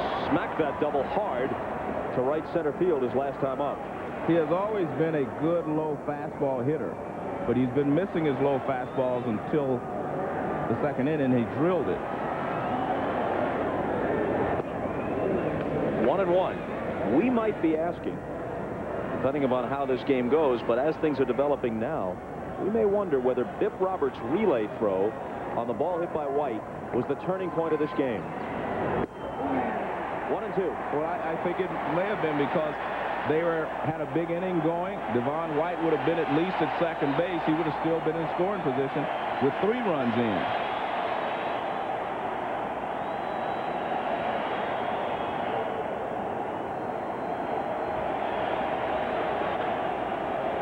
Since then, the Marlins haven't had a base runner. 2-2.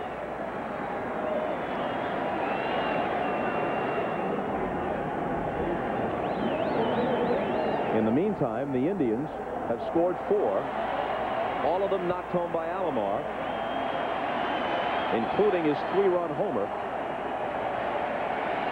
And they lead it 4-2.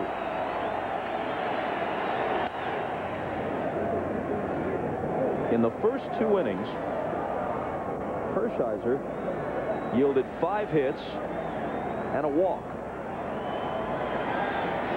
So if Counsell is safe, it's 3-0. As you say, the inning is still alive. White is at second. Who knows? Held him to 2-0. They haven't had a sniff off him since, and the Indians have come back with 4.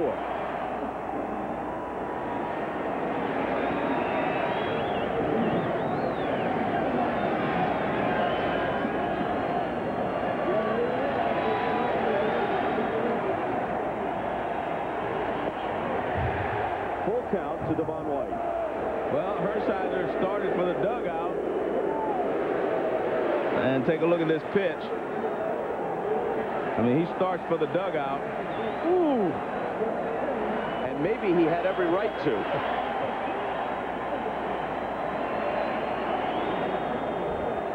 The payoff. Tap to second. Roberts juggles it, recovers. In time to get it. 9 in a row set down by Hershiser, who leads it 4-2. Series Souvenir, the official 1997 World Series video. All the drama of the 1997 Fall Classic, plus exclusive footage and interviews are in this remarkable video. Well, Devon White ripped the low fastball the first time up. This is a good sinker. He chops it, and he does hustle out of the box very well. Now watch right here. Bill Roberts bobbles it, picks it up, fires a strike, but he barely gets Devon White at first base. And Oral Hershiser, as he walks off, he says, "Yee-hoo!" Yeah, we got it. Yee-hoo! Yeah. I think he made the out call. Kaiser just kind of said, "Okay, Earl, you're right." Earl, you're right. Well, at least we can see Kaiser tonight. Last night he was a masked bandito. Yeah, he was all bundled up against the cold. Now he's sporting the goatee. We might mention that he's passed word that his mom, Annette, is not feeling well, and he wanted to send his best wishes to her. I'm sure she's watching the game. Matt Williams with a 1-0 count. Lines it hard and foul to left. Well, Bob, I talked about the last inning being very important for Livan Hernandez. Well, he did a good job. He went out there and he got the Indians out 1, 2, 3, a fly ball, a ground out, and a line out. So he should feel better about himself and feel like he can take the Marlins into the 7th or 8th inning and keep this ball game close for them. He's only allowed 4 hits in the game, Joe. He's walked 6.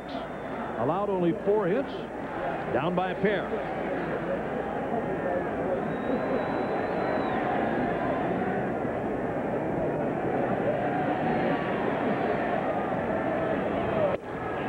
Two balls and a strike.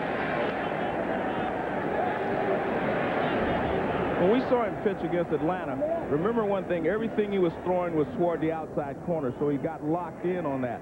A lot of times when you have to change, pitch away and then back in, out and in, that's when you lose command of your pitches. 2-2. Good curveball that time from Hernandez. He's had a good one from time to time tonight. Another look at this. There it is. Watch the rotation on that breaking ball. Down low and away, and Williams went after it. He hung one on him the first pitch, and he hit it foul. Full count. You don't see that many pitchers anymore throw the classic overhand curveball like Camilo Pascual did and Bert Blyleven did. Some do, but not as many. You have a theory as to why? Yeah, the reason is it's tougher to control. It's tougher to throw it in the strike zone. The slider and is easier to throw for a strike, or at least start it in the strike zone and get the hitter to chase it.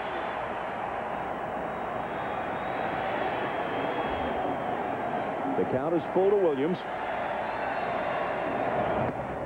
And a fastball is inside, not by much, but it's the 7th walk given up by Hernandez. Well, you go back and look at that game that he pitched against Atlanta as you look at Jimmy Williams questioning that call by Randy Marsh. But you look at those pitches that he got in that series, or in that game, I should say, and it was very liberal. Tonight, not so. For most of you, your late local news, then The Tonight Show. Robin Williams and Tom Petty and the Heartbreakers are on tonight with Jay. NBC has the baseball postgame show with Keith and Hannah right after the last pitch. Here's Thome. He's tripled and he's walked. And a strike to him. Is another factor in the diminishing importance of the curveball, the fact that it's the classic curveball, at least, is an up and down pitch, and the high strike isn't given to you anymore, whereas the slider is a lateral pitch, and you got a better chance of getting a wide interpretation of the plate. Well, no doubt that's true. I agree with you there, because you do not get the high strike anymore. But another reason is, with the slider, you have to react quickly. With the curveball, you just have to wait. With the slider, you have to wait and be quick. That's the key to hitting a slider. So a fastball, you're just quick. A curveball, you just have to wait. But the slider makes you do both. Here's the 1-1. 1-2. Well, that guy at Baltimore's got a pretty good overhand curve. Talking about Mike Messina. Throws the knuckle curve. He throws a knuckle curve, but it's an overhand curve, and it drops in there, and it drops in there rather nicely. There are a couple of others who still throw that knuckle curve, and it's right over the top. But he does not have that big hump that Bob's talking about, where it goes way up and then comes down, a la Juan Marichal.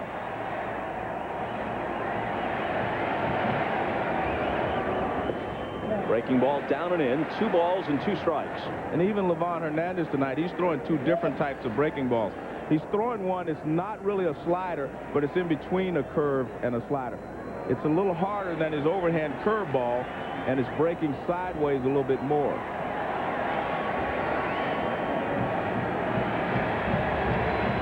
Trying to keep it close. Give his teammates a chance to come back from a 4-2 deficit in the 5th. His 2-2 pitch misses down and in, full count.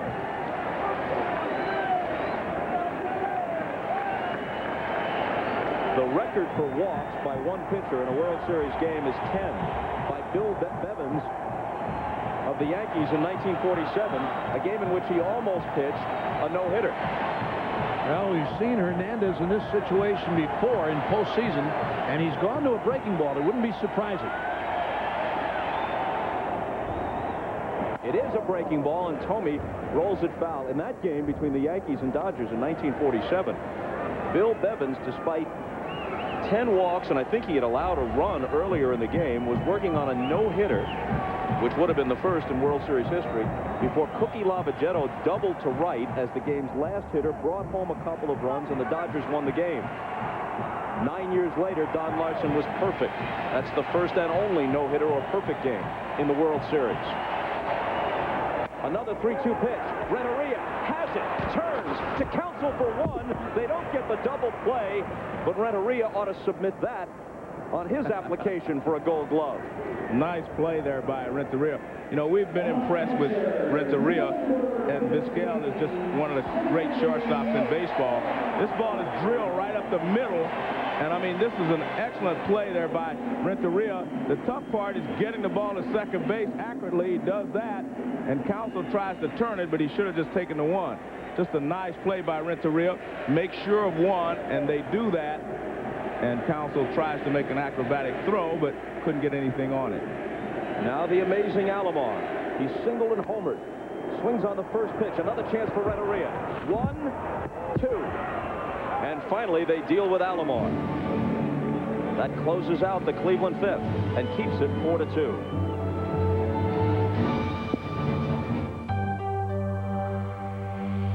Today, instead of sitting by the window watching life... This is not an easy as double play as you might think. See that tough hop that he gets, that in-between hop, he makes the play. Counsell comes across the bag and makes the throw.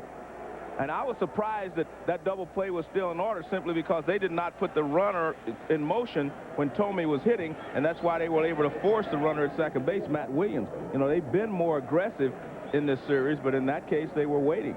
I know Thome strikes out, but by the same token, Matt Williams can steal a base. And it was a 3-2 pitch. 3-2 pitch.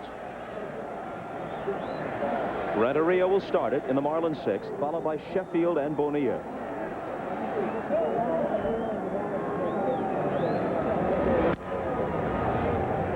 Foul ball for strike 1. And Hernández with a little better attitude as he got to the dugout. Jim Gray tells us he went up to to Renteria and said, gracias, thank you very much. There he is, calmed down a little bit since his earlier tirade. Williams scoops it up, but it's foul.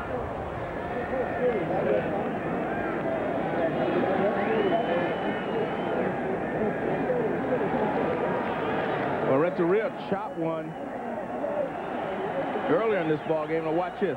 It stays fair for a long time. Then Matt Williams on the outside, making sure the umpire can see that that ball was foul. So Hershiser, who has retired 9 consecutive Florida hitters, is ahead of Renteria 0-2 to open the 6th. This is a situation if you're Florida. I mean, you just really hope that Renteria can figure a way to get on so that they will have to pitch to Sheffield, and he will maybe be a little more patient when he knows that he has a chance to tie the ball game. 1-2. Edgar had an infield hit his first time up and then grounded out.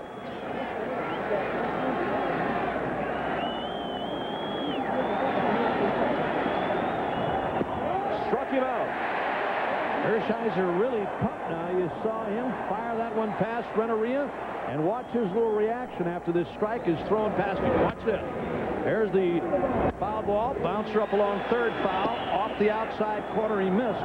There's a high slider, and look at Hershiser. Bang, yes. Watch this reaction by Hershiser after the strikeout to Renteria. Watch this. Yes. Let's go. That's the Bulldog. Does that help you throw? I guess in some cases it does. Sheffield singled up the middle, line to second. As long as you don't let the hitter see it, Joe. Right, exactly. You turn around and start doing that to the hitters. Oh, yeah, really? Well, some guys have. Yeah. Oh, yeah, there are guys that do that to the hitters, guys that blow on their fingers as if they're blowing on a 6-gun after a strikeout. Joaquin Andahar used to do that. Dennis Eckersley, who's bound for the Hall of Fame. One of the great careers by a pitcher in recent history, is often very demonstrative, especially at the end of a game.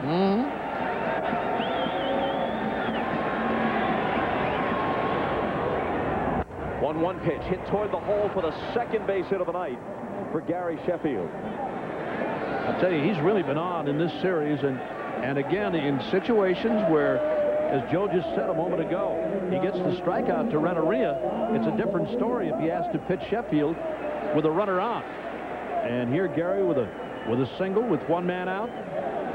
But he is so quick, and we've talked about it and showed it throughout the whole series, the championship series and the World Series, the quickness of Sheffield and his ability to hit the ball to all fields. Bonilla fouls it off. It got a piece of Alomar.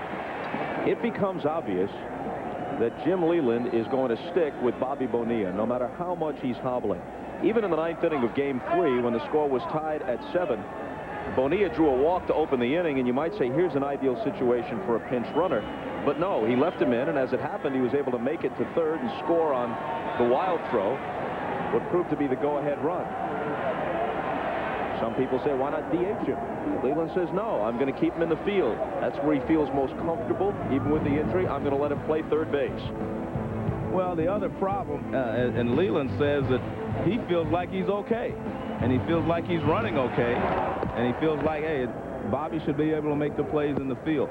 I think when you're the manager, you have to think about all the players on the team and decide whether one guy can hurt you if you put him in the field. And he's decided that he cannot. 2-1. Well, there's nobody that knows Bobby Bonilla better than Jim Leland, and I mean, he's had him for a long enough period of time that he knows when and why and where Bonilla should play, and he's in there. And he told us the other day that he and Bonilla sat after the game and talked about it. Bonilla told him, I want to play.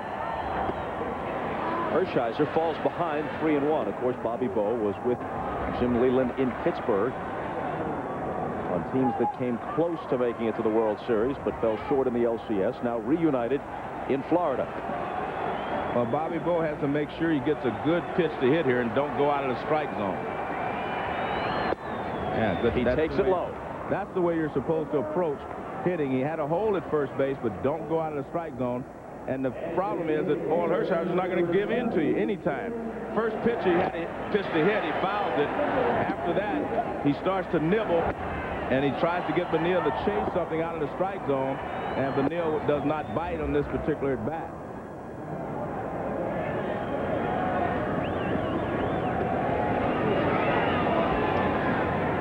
So now the tying runs are on after Hershiser's second walk.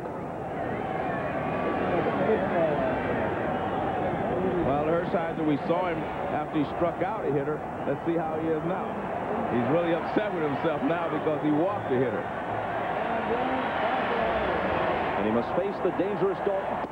Hey, you say to yourself, he may have been, you know, pitching around Bonilla because of the left-handed batting, but not with this guy coming up. I mean, he was after Bonilla, just didn't make the pitches. Well, I tell you one thing, Darren Daulton's going to get a pitch to hit. He will be patient until he gets one. That might have been it. He slices it to left. Coming on Giles. He makes the catch on the run. Well, he got a pitch to hit. The pitch was up, and he hit it hard. He just did not find a hole. Darren Daulton has hit the ball hard throughout this series. I mean, every time he's up there, even the foul balls he's hit, a pitch away from him went out that way, and a nice running catch by Brian Giles. Here it is again. Giles with a good jump on that ball makes a nice running catch to take a base hit away and possibly an RBI.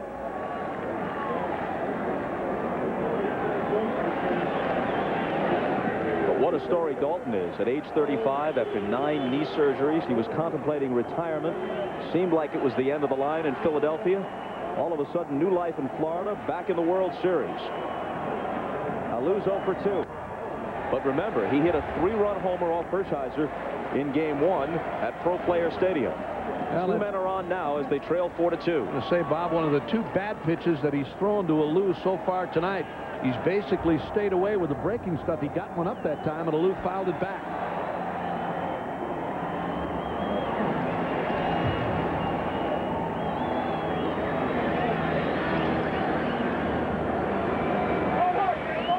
Hernández had a 2-0 lead.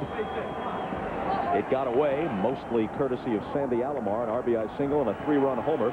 He's also had problems with wildness, walking 7. Now he trails 4-2. The rookie beat the veteran in the opener.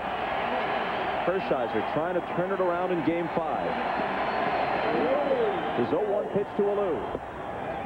A ball and a strike. Here's the swing in Game 1. It hit the screen alongside the foul pole for a 3-run shot that snapped a 1-1 tie and started the Marlins on their way to the Game 1 victory.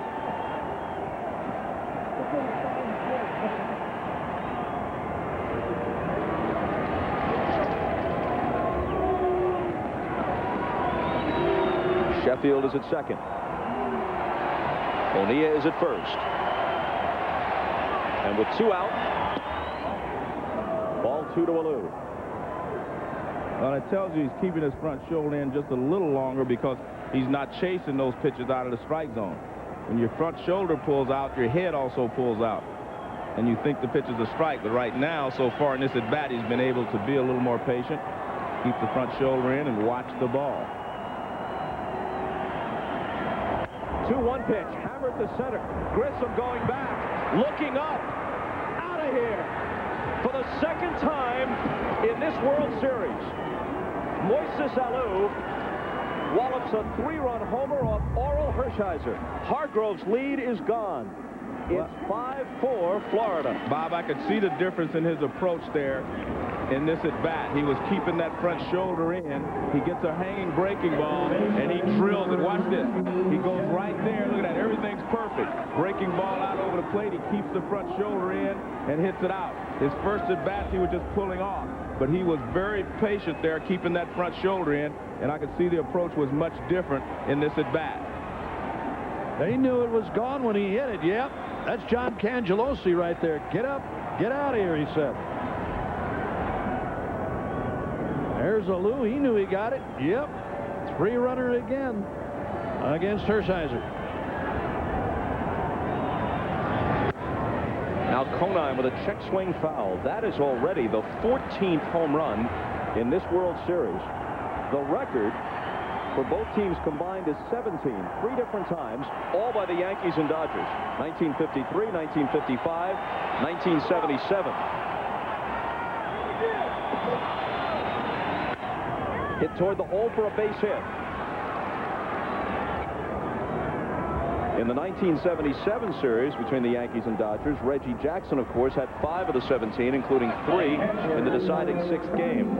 In 1955, Duke Snider hit 4 of them for the Dodgers as they beat the Yankees in 7. So these two teams have combined for 14, just 3 off the record. Well, Mark Wiley, the Indians pitching coach, coming out to talk with Hershiser. He had retired 10 in order until the base hit by Sheffield, then the walk to Bonilla, and after 2 outs, all of the scoring happened. As you look at the Indians bullpen, Alvin Mormon, but Alou with that big shot. You knew he was in trouble when you watched Grissom turn and run back on that ball. He was looking up to play it off the wall immediately as it was hit. When he made his initial move, he thought it was going to at least hit the wall, but it went out. Well, he had been getting him out with breaking balls, but his approach was much better in this at-bat. Kept the front shoulder in, and I mean, he really drilled that ball. And as you mentioned, Marquise Grissom knew it was a home run. Yep, it was, Oral. High is right. When Alou hit his 3-run homer in Game 1, Charles Johnson followed with a solo shot into the upper deck. Here they're separated by one hitter, Conine, who singled. The 0-1 to Johnson. And he hits it hard to left. It's not a home run, but it is a base hit. Giles with a good play to cut it off. And that stops Conine at second.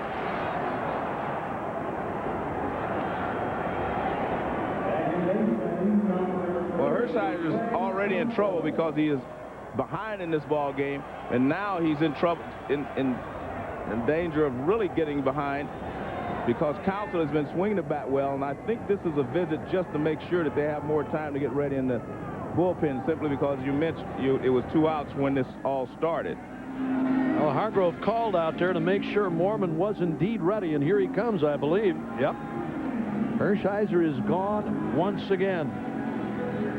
Just moments ago, it looked like Hershiser was going to turn the tables on Livan Hernández and record his 9th postseason victory and his first this year. But Alou connects for the home run that turns a 4-2 Marlin deficit into a 5-4 lead. Conine and Johnson follow with singles, and Hershiser is finished. He gets an appreciative ovation from the Jacobs Field crowd as he walks off. But there are louder cheers in the Marlin dugout.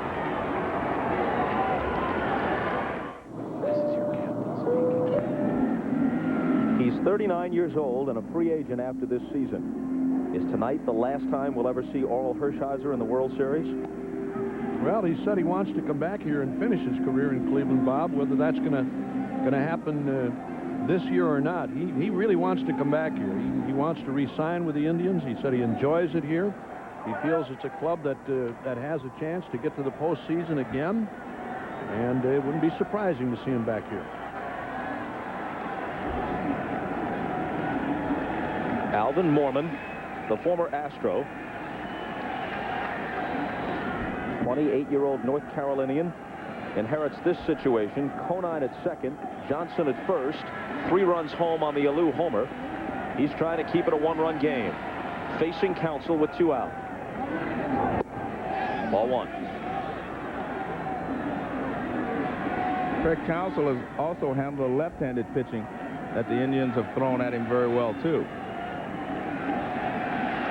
He hit .299 during the regular season, so this shouldn't be a surprise that he's a pretty good hitter.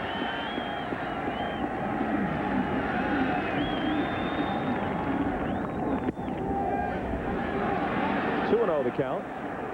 Mike Hargrove told us the other day the one thing that surprised him about Counsell was the fact that he was more of a pull hitter than they had received on the scouting reports. That's the thing that surprised him. This guy will take an inside breaking ball from a left-hander and pull it down the right field line.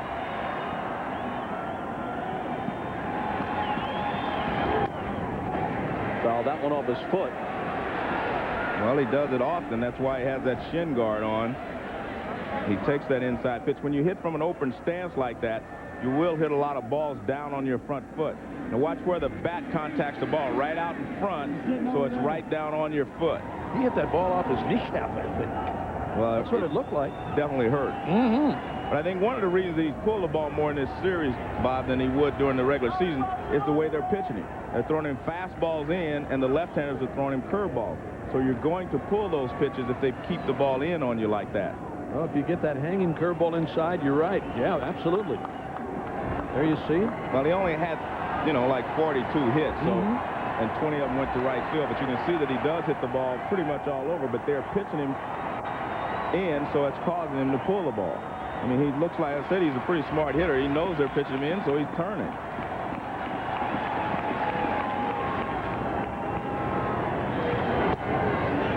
Three and one.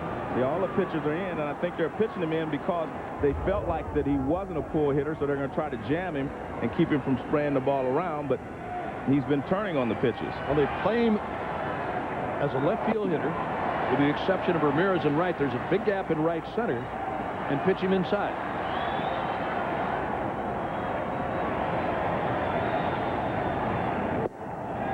He walks him to load the bases. And now Devon White will be the 9th man to hit in the inning.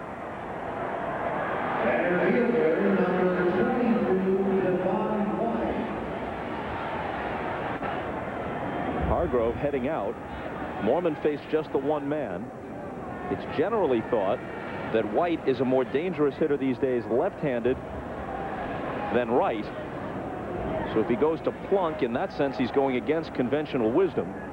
Plunk also has a postseason earned run average of 13.5. But he also has a history of not, you know, having the greatest of control when he's come in, although he did a great job in Game 3 when he came in. He pitched very tough to Gary Sheffield. They will go to Plunk. Mormon faces just one hitter. Alou, a happy man in the Florida dugout. Come on, Nick, all right. The Office of the Commissioner of Baseball, and may not be reproduced or retransmitted in any form without express written consent. Moments ago in the Florida dugout, Tony Saunders, Bobby Bonilla, Alou, they're all happy, but few are happier than Livan Hernandez, who comes over and says, muchos gracias this time. Now I'm in front with a chance for the win. Well, not only that, I mean, he looks a lot more composed now. I mean, even after he gave up the runs, he went in, he seemed like he sat down and thought about the problems he was having. He seems to straighten them out because he's pitched very well since the 3rd inning. 3-run homers are very composing. But I mean, he's been sitting like this, a little less expression, than he had before. Now, the key thing here is if Plunk can come in and throw strikes.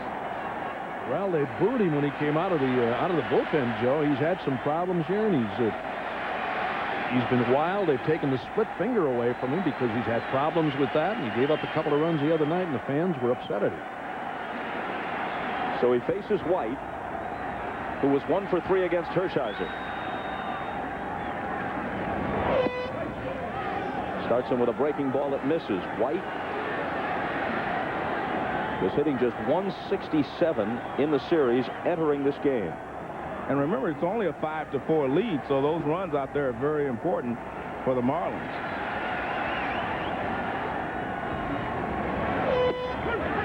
That's a strike, 1-1. Plunk is a veteran, 34 years old, big guy, 6'6".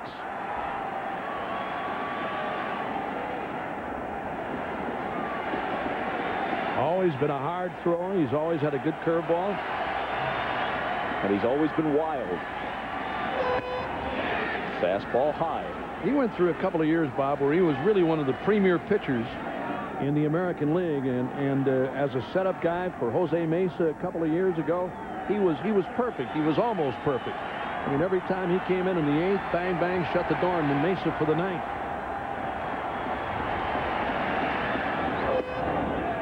Three balls and a strike. The very thing Mike Hargrove had to fear when he decided to go to Plunk. Well, he got away with it in Game 1 here. Well, in Game 3. When he brought him in to pitch to Sheffield with the bases loaded, and he was able to get out of the jam. White can be sitting on one here. He swings and fouls it off. Well, he got a pitch to hit. He just did not hit it. Fastball down and in the middle of the plate. Fastball right there. Look at that. That pitch is exactly where you would like it. But he could not catch up with it. 93-mile-an-hour fastball. Pretty straight, but it had a lot of pace on it. Now Conine from third, Johnson from second, and Counsell from first will be running. And Plunk steps off. Key here is if you're Devon White, do not go out of the strike zone. If he doesn't get it to you in the middle of the plate, you have to let it go.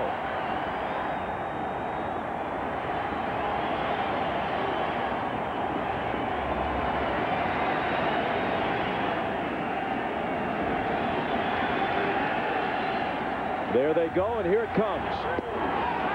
He walks in the 6th run for Florida.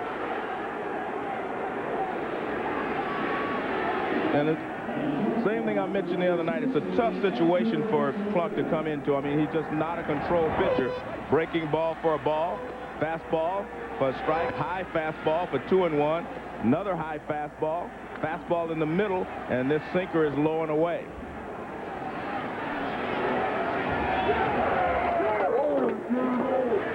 That'll get you up every time. That 3-2 fastball down and away, forcing in a run. Renteria, who began this inning, innocently enough, by striking out. Before this thing gets out of hand, I mean, Plunk has really got to settle down here. Mike Hargrove has talked to us about Plunk from time to time. He can be utterly devastating. I mean, coming in and really throwing hard, throwing strikes, and doing the job. Mark Wiley again on the phone to the bullpen. They're going to get somebody up again, but for the most part, Hargrove said toward the end here, he's really had problems with his control, and he's shown it again here tonight.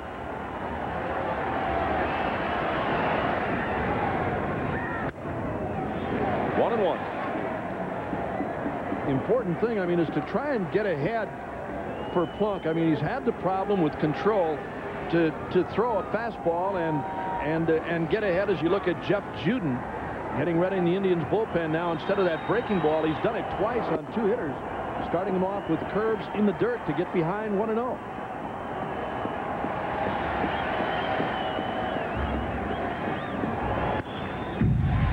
One and two to Renteria, who's 1 for 3 on the night. I mean, if you throw strikes, you've got a chance to have somebody make a play behind you. Not to say that a hitter isn't going to get a base hit, but at least you're not going to walk him. You're going to give somebody a chance to make a play.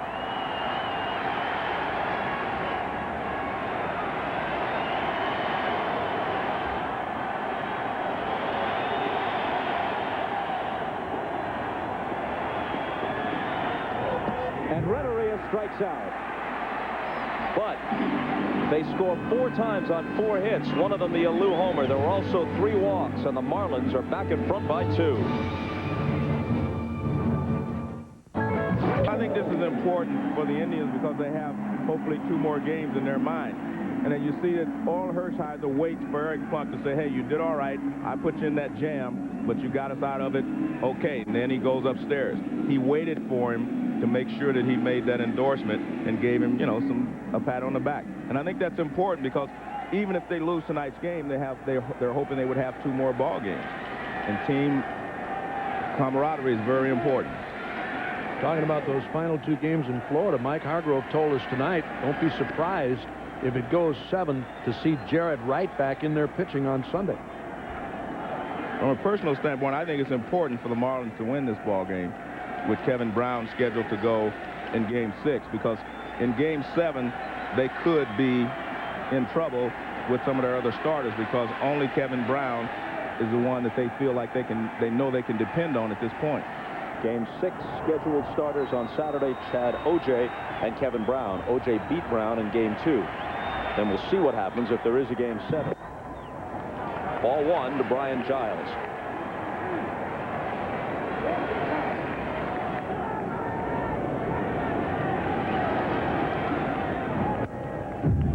The Indians trail by 2 again as they bat in the bottom of the 6th. NBC News tells us that while Television Marti from the United States has made the telecast of tonight's game available in Cuba, the transmission has been blocked. However, Radio Marti is getting through to the island. So it's possible, in fact likely, that many members of Livan Hernandez's family are following this game on the radio.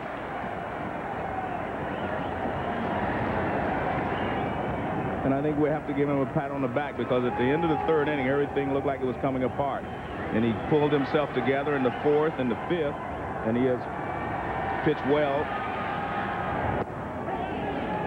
They check down at third, and goodbye, Brian Giles. Punched out by Dale Ford.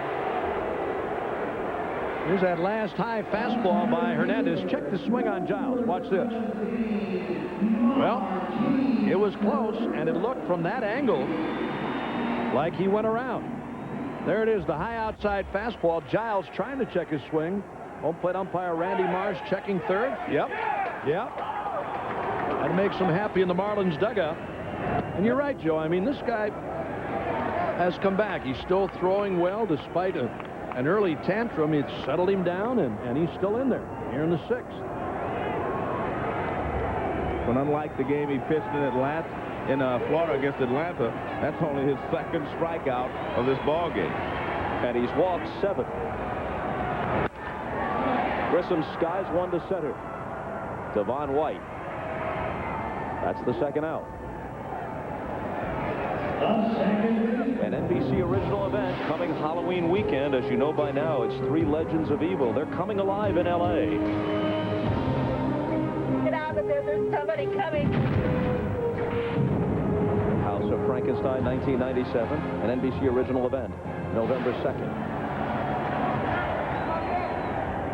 Biff Roberts walked twice, lined out. It is always so frightening when a human being is suddenly transformed into a dog. Oh, especially if they're trick-or-treating, buddy. Here, take everything I got. Let's go to Keith Olbermann. What can he add? Report on flu conditions down here. Well. Biff Roberts is really scuffling out there. He has been tugging at the neck of his turtleneck for the last couple of innings and having trouble swallowing. And as many of us do at this time of the year, experiencing the great pain that is provided by the throat elements of a flu. It's one to the opposite field, and Moises Alou is there to take it. Out in order are the Indians in the 6th. Then it remains 6-4 Florida.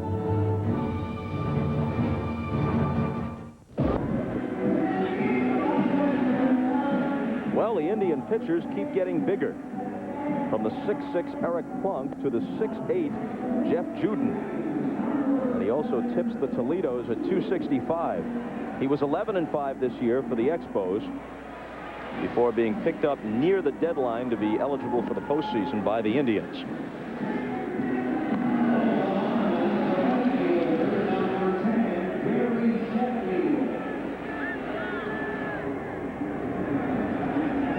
First man he'll face as we go to the 7th is Gary Sheffield, followed by Bonilla and Daulton. Sheffield has a pair of singles tonight.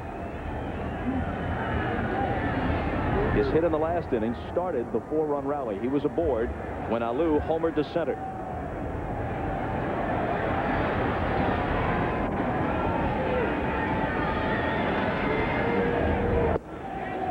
Ball 1. Well, the scouting report on Gary Sheffield, we've talked about him throughout the series. Great fastball hitter, breaking balls down low and away and change speeds on him. You've chased fastballs up and in from time to time, like that one. Center field Grissom going back to the track in front of the 405 sign for the catch. And I tell you what, he just missed that high fastball. Yes, he did. It's a high fastball from Juden, and he just barely gets under it. This shows you why it's so difficult to hit. Look at that. I mean, he just a quarter of an inch more on the ball, and that ball's out of the ballpark. I mean, that was hit a long way, and he didn't get all of it. Ball 1 to Bonilla, who's 0 for 2 with a walk.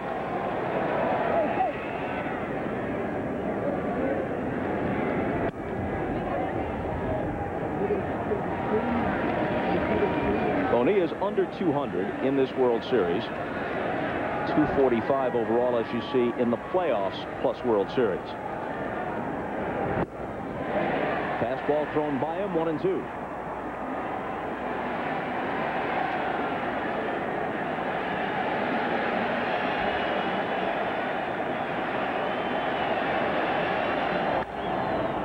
He gets under it and lifts it to right. Ramirez into right center to take it. Saturday, we take off the coats and head south to Florida for Game 6 of the World Series. 7:30 Eastern Time, 4:30 Pacific from Pro Player Stadium. The Indians are scheduled to use Chad O.J. against the Marlins' Kevin Brown. Game 6 of the World Series, Saturday in Florida, 7:30 Eastern, 4:30 Pacific on NBC. Joe, what are you going to do with those fleece-lined boots you picked up here? They're going to look real nice in Miami and Fort Lauderdale.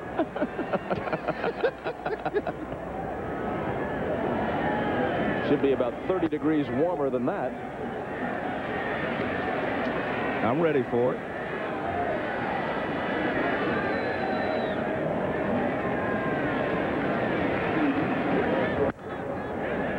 Daulton pops one wide of first. Let's see if it stays in for Thome. Looks like it will.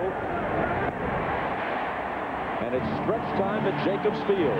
Up come the Indians in the bottom of the 7th, trailing 6-4. Speak Freely's coverage of the 1997 World Series is brought to you by Pepsi, who invites you to join Generation Next.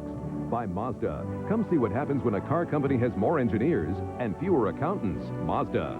By Oracle, the company that's enabling the information age through network computing. And by Fidelity Investments, where 12 million investors put their trust. At the controls of the Goodyear Blimp Spirit of Akron tonight is Captain Mark Kynette. The 200-foot dirigible is stationed 30 miles south at Goodyear corporate headquarters in Akron.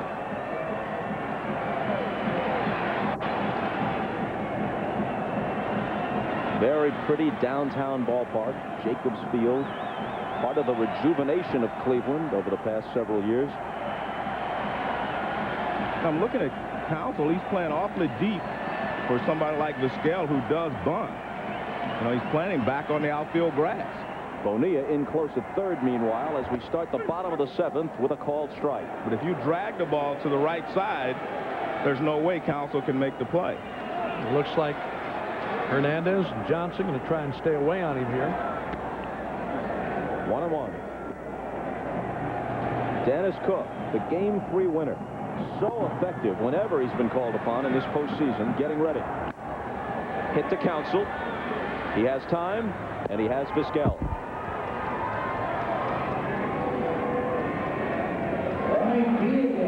A reminder that coming up in most of the country after the game, it'll be the late local news and then the Tonight Show. But baseball fans who want more on the post-game show can tune to CNBC immediately following the last pitch. Keith Olbermann and Hannah Storm will host it. Ramirez has grounded out 3 times tonight. Well, he's made great pitches on him all 3 times by jamming him on the inside part of the plate. Counsell has it come up on him, and it just ate him up. A wicked hop, and Ramirez is on. I told you, use a very heavy bat, and they've been jamming him inside. Now he gets this ball out over the plate. Watch this. The pitch is out over the plate, and I mean, he just drills it. See how he extends his arms on it right there? When he does that, I mean, he hits the ball hard, and Counsell, no chance. He tried to flag it as it was going through, but no chance to do much with that one. I was telling you, Uke, the other day, Richie Allen hit a ball like that at me, and I was lucky it bounced over my head. I mean, that was a bullet right there. No chance for Counsell to do anything with that. That's sometimes what they describe as a head case. Boy, that ball was hit hard. It's the Indians' 5th hit, but their first since the 3rd inning.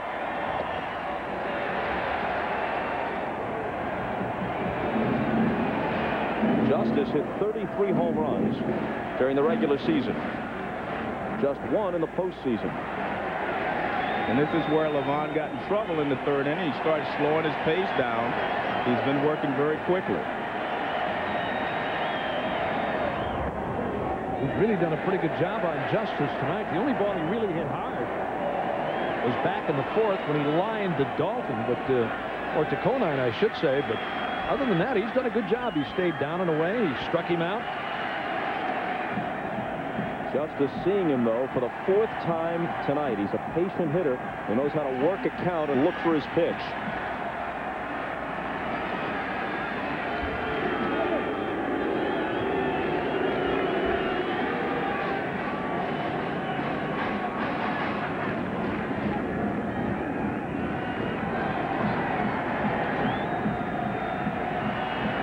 Here comes the 2-0. Off-speed breaking ball for a strike. And that's what he's done really well with Justice tonight. He's thrown him curveballs tonight and really kept David off strike. When he hit that line drive, he waited back on a curve and lined it to Conine. But this is a nice curveball off the inside corner. Justice already into his stride and couldn't pull the trigger, had to take it. Here's his 2-1 pitch. Another one, and a beauty, 2-2. Right down Main Street, and again, Justice looking, and as Joe said just a moment ago, Hernández really starting to settle in now. Here's that curveball again, right down the middle, and David can't pull the trigger.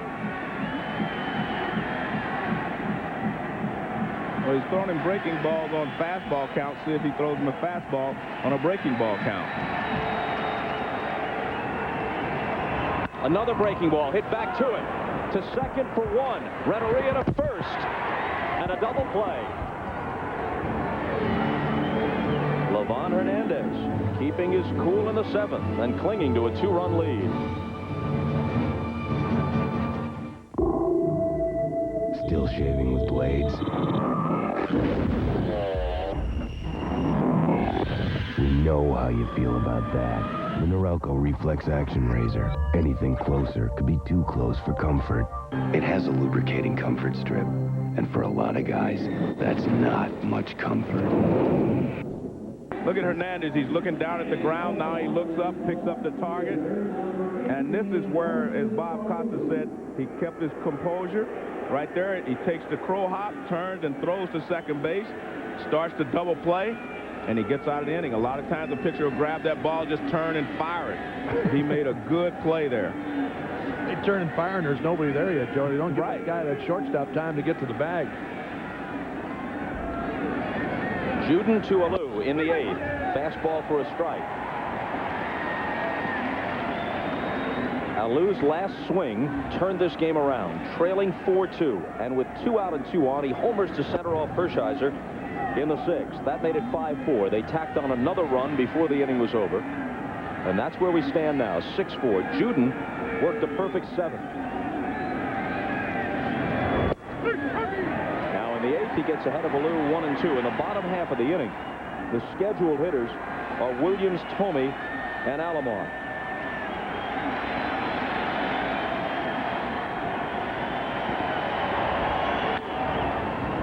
Check swing. Juden has it. Pegs to first. Just in time, or did he pull him off? Safe. Safe. I thought Juden took his own sweet time about throwing that ball to first base. Well, he did. He took a long time to throw it. Ken Kaiser telling Jim Thome that he came off the bag. Juden didn't get to that ball in a hurry either. And again, after he did get to it, realizing, look at Alou, give credit to Alou, busting down the line. There's the play, very close anyway. And Kenny Kaiser saying that Thome may have come off the bag. Here's the throw by Juden. And Thome, I'll tell you what, he's on the bag. And unless Alou beat the throw, it should have been an out. Here it is one more time. There's the catch. He's got the bag, it looked like from that angle. Alou called safe by Kenny Kaiser. Mike Hargrove heading back to the dugout now. One more time. Thome appears to be on the bag. There's the catch. And Kenny Kaiser saw him as safe.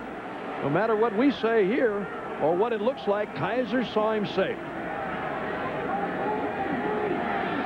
So an infield hit for Alou. Hargrove has had his say, and Conine steps in. Ball 1 to him. He singled following Alou's homer in the sixth. and eventually scored the 6th run of this ball game for Florida and the 4th in that inning when Devon White walked with the bases loaded. Alou breaks for second. Alomar throws from his knees, and Alou steals it.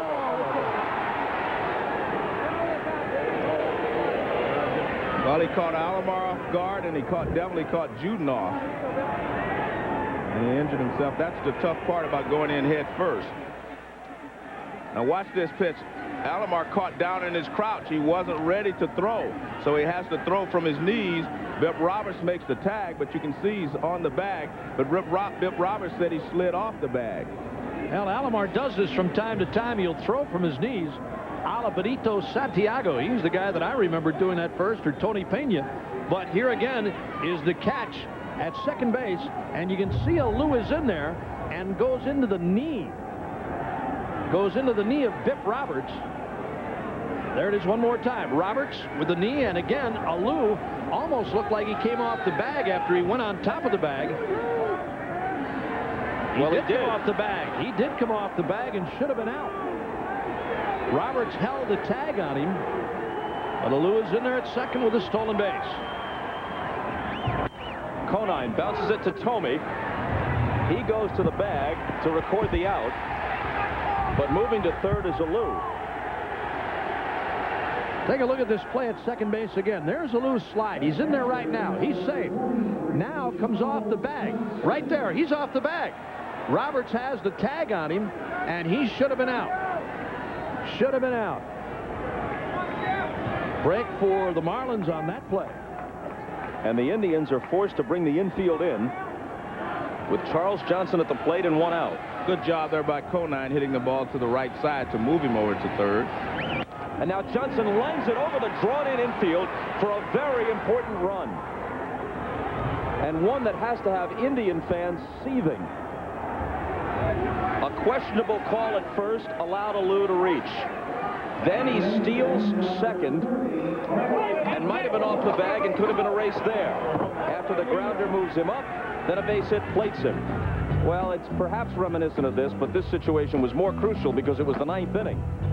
It was the 9th inning of what could have been the clinching game for the Cardinals in '85. George Orta bouncing it down to Jack Clark, and the throw to Todd Worrell clearly beat him. Now we flash ahead to Game 7, which was won the next night by Brett Saberhagen, embracing George Brett there. And the Cardinals, who appeared to have the World Series wrapped up, lose to Dick Hauser's Kansas City Royals after a missed call at first. This one wasn't nearly that egregious, but it did help Florida. Hargrove has to go to his bullpen again, and it's a 3-run Marlin lead. Who am I? I am an... The 36-year-old veteran Paul Assenmacher comes in to face counsel with a big run home in the Florida 8th, and Johnson at first with one out. It's 7-4 Marlins. Moves him away. That's what's interesting is they talk about counsel spraying the ball around, but every pitch they're throwing him is on the inside part of the plate. He's going to have to pull it. They really do try to jam this guy, and Assenmacher with an inside fastball. Assenmacher's got a very, very big curveball. Big, sweeping curveball.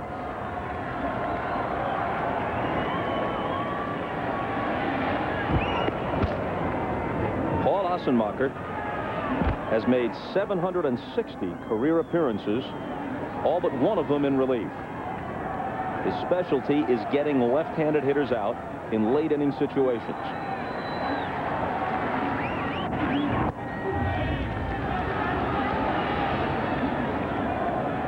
Two and 0 to counsel. Alou was shaken up when Bip Roberts' knee bent his head back. So now he gets some smelling salts in the dugout.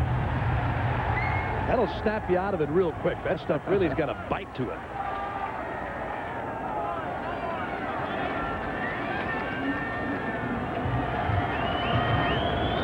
A report from Jim Gray, doing a good job down there along with Keith Olbermann as they man the dugouts, is that he slightly strained his neck after the impact, but he will remain in the game. 2-2 to counsel. Well, Assenmacher, who we said has a very, very big curveball, has come 4 times with fastballs on Counsell. And again, as we said, this guy, despite the fact that he's up there against left-handers from time to time, still gets out in front and pulls the ball, but they plane to hit to left field.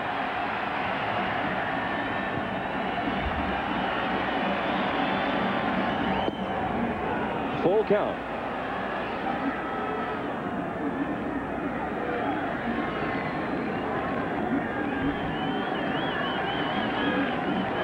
As we look at the gap in right center field, if Counsell hits one in that direction, he and Johnson, the runner at first, can run all night.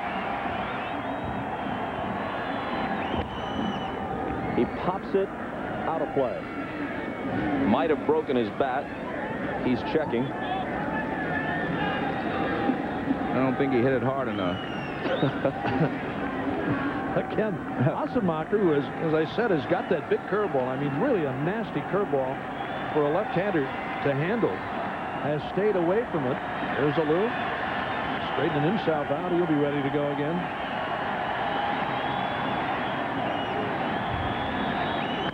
Three-two pitch, lifted foul in the seats. It almost becomes a batting practice game here when you're sitting on a 3-2 pitch and you're getting fastballs. All you're trying to do is get the bat on the ball and make contact. Counsell, though, got out in front. That time he looked like he was really trying to turn one around on Asemacher. Another 3-2 pitch. Hammered foul.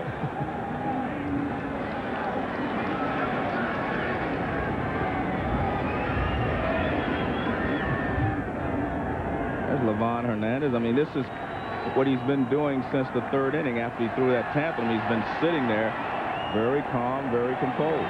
He could be on the other side of that glass, Joe, and look just about the same, just like everybody else down there.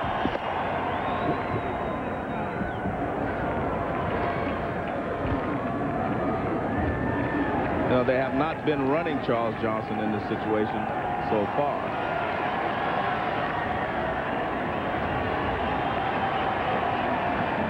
Going, and another foul ball.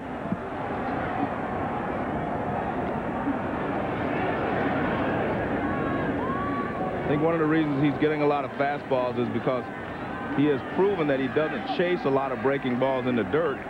And if you're going to throw a 3-2 breaking ball, you're going to have to throw a strike with it. You're not going to get any help from the hitter. And that's why he's throwing all these fastballs. Well, Asemacher got behind him and couldn't afford to throw a breaking ball early. Started him off 2-0.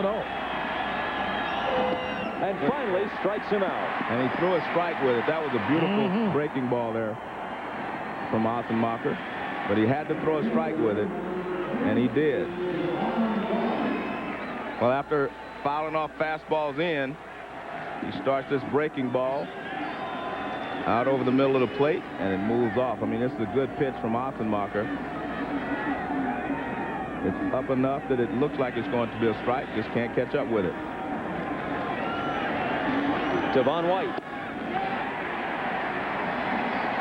That's when Asemacher is at his best, when he can throw that breaking ball. It's a very sharp curveball. Down and into a right-hander as he just did on Devon White.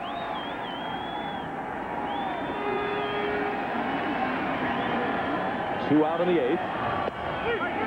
And an 0-2 count to White, who broke out of his slump, at least to some extent, with an RBI double in the second. Also walked with the bases loaded to pick up an RBI in the sixth.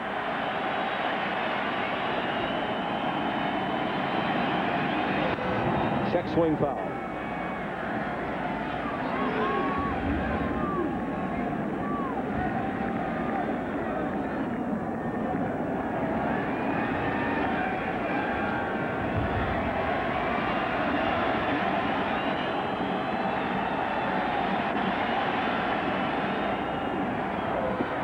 Down and in, 1-2.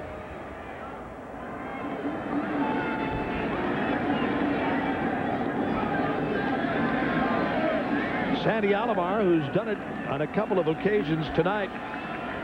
Again here with Asemacher. There's that low breaking ball inside. He got his body. Really a nice shift by Alomar to get inside and knock that one down.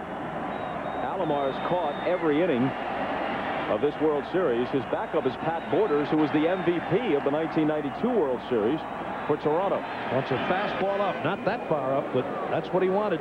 You saw him indicate to Assenmacher, fastball and then upstairs. Watch. Take a look in here at Alomar. Well, here's the pitch. He wanted it upstairs. He wanted a high fastball. That one's way high and off the outside corner.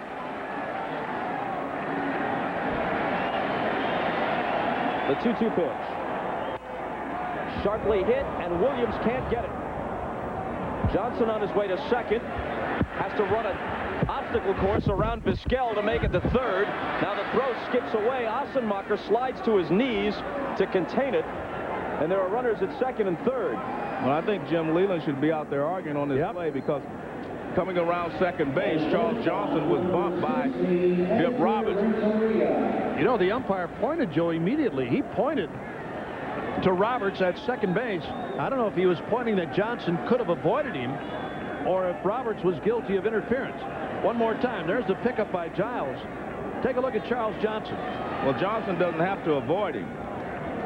I mean, he's running the bases. Bip Roberts has to get out of the way. You can't block the base pass without the ball or without a play being made there. I misspoke. At first I said it was Vizquel. Obviously it was Roberts. Runners at second and third for Renteria. The umpire was pointing to say that if he was out at third base, he was going to be able to be interference. Yeah, it would give him third base.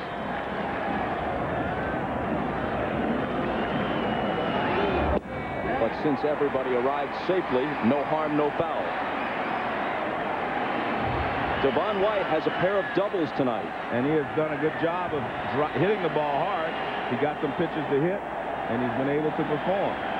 So Jim Leland, smarter than all of us. That's why he's the manager. His decision to keep him in there paid off. He wouldn't have 2 hits for me tonight.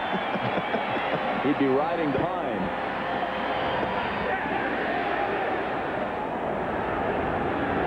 A ball and 2 strikes.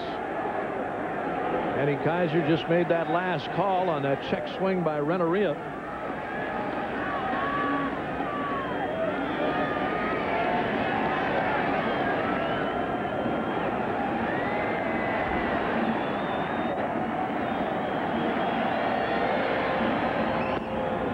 And he lays off 2-2.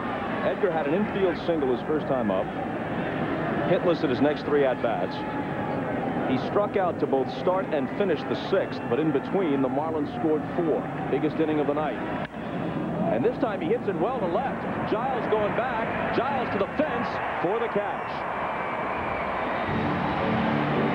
But a big insurance run comes across in the Florida 8th.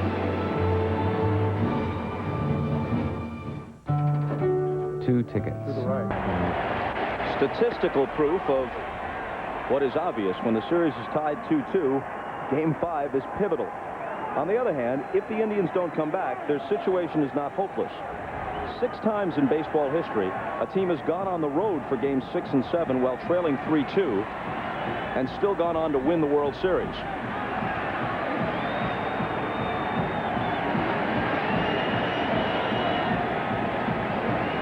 Well, the story once again for the Marlins, Livan Hernández, who was shaky early, settled himself down, and here he is pitching in the 8th inning with a 3-run cushion. Facing Matt Williams, who's grounded out and walked twice.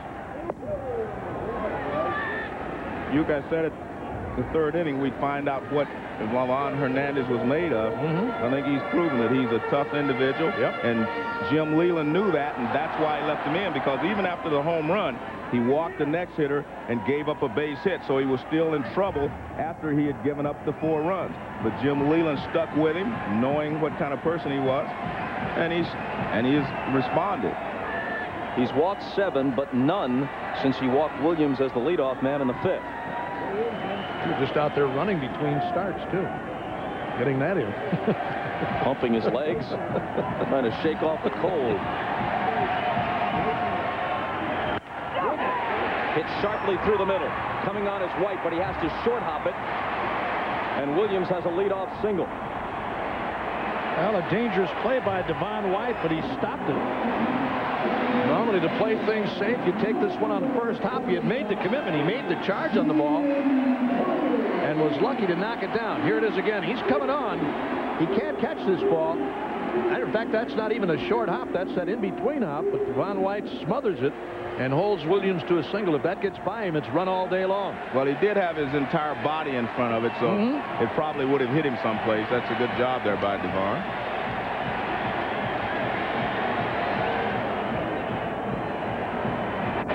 Thome nearly had a home run when he tripled in the second, high off the wall in center field. Larry Rothschild, the pitching coach, to the phone. Well, that extra run they got in the top of the inning has kept him in the ball game at this point. Otherwise, Thome would be the tying run at the plate.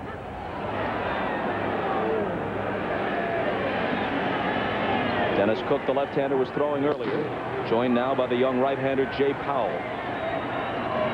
If they get to the ninth, it's time for Rob Nen.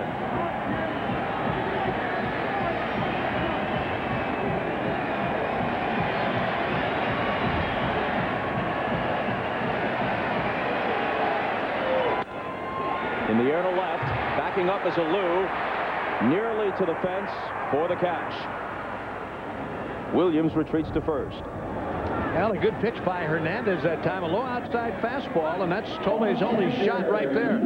If he's going to take a hack at this ball, he's got to try to go the other way. He did. He stayed right on that ball, tried to hit it the other way, did, but came up short as Alou caught it on the warning track and left. But a good pitch by Hernández.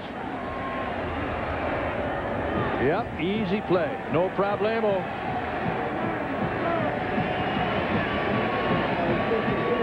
Alomar 2 for 3, including a home run. He has 10 RBIs already in this World Series, 2 off Bobby Richardson's all-time World Series record, established in 1960. Pardon me. During that wild World Series between the Yankees and the Pirates. His dad looking on. Renteria backhands it, throws to second, and they get the force on another glittering play by the Marlins shortstop. Well, he and Vizquel are showing you how the position is supposed to be played. He's made the plays to his left and to his right. A lot of players can go one way to their glove side. He goes to the backhand side, backhands it, takes a step and fires a strike to counsel at second base. And we've seen Vizquel do the same thing. They have range all over the place. They go in the hole, they go up the middle. Just 2 excellent shortstops. Nice play there. Now Giles trying to keep the inning alive. And if he does, Grissom would come to the plate as the tying run.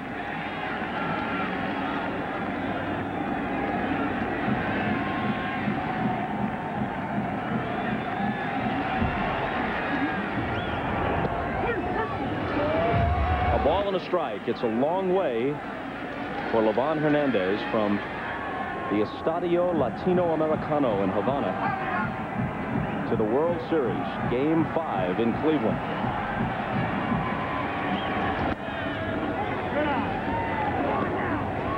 And he's on the verge of doing what his countryman Luis Tiant did for the Red Sox in 1975 against your Cincinnati Reds, win 2 games in the World Series. You had to remind me of that, huh? Well, I was the last out. You came out on top in the end in 7 games. Well, he's gone 3-1 now on curveballs. Stayed right with it. Here's that last one. His curveball's starting to hang a little bit. Doesn't have that real sharp break on it. Falling behind now, 3-1 on Giles. Full count. As we mentioned earlier, we believe that baseball fans in Havana and elsewhere in Cuba are able to pick up this game live on radio, but the television transmission has been jammed. At least so we're told.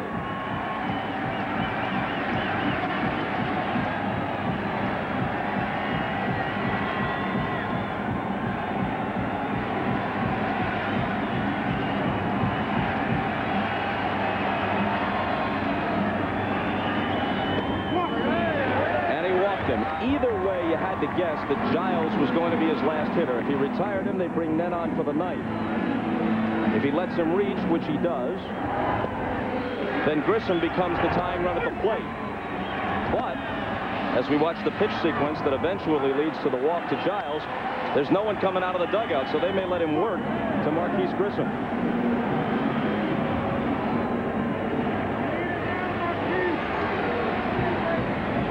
We've heard about, when we talked to Jim Leland, he doesn't like to bring certain pitchers in at certain times of the ball game. So he wants to let Levon work through the 8th and try to bring Nen in the 9th. He doesn't like to bring Nen in with runners in scoring position like this in the 8th inning. He likes to give him a fresh start in the 9th. If this were a left-handed hitter, I'm pretty sure he'd go to Cook. Well, he might not go to Powell, the young right-hander, to face Grissom here. Well, I thought he was going to go to Cook when Thome was up there, so.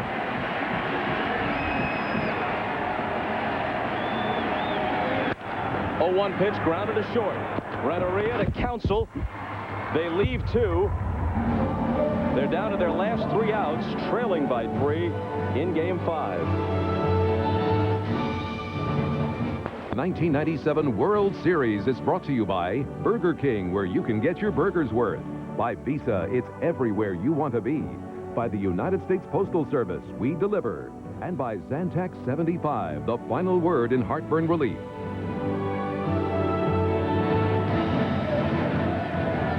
On to the 9th at Jacobs Field, Mike Hargrove would prefer to use Jose Mesa to close the game.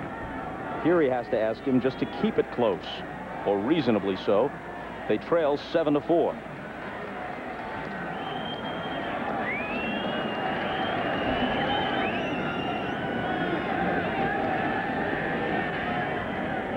Sheffield, Bonilla, and the DH Daulton, the 3, 4, and 5 hitters in Jim Leland's lineup, are due in the 9th. Sheffield has hit the ball hard every time up. 2 singles, a line out to second, and a deep fly to center.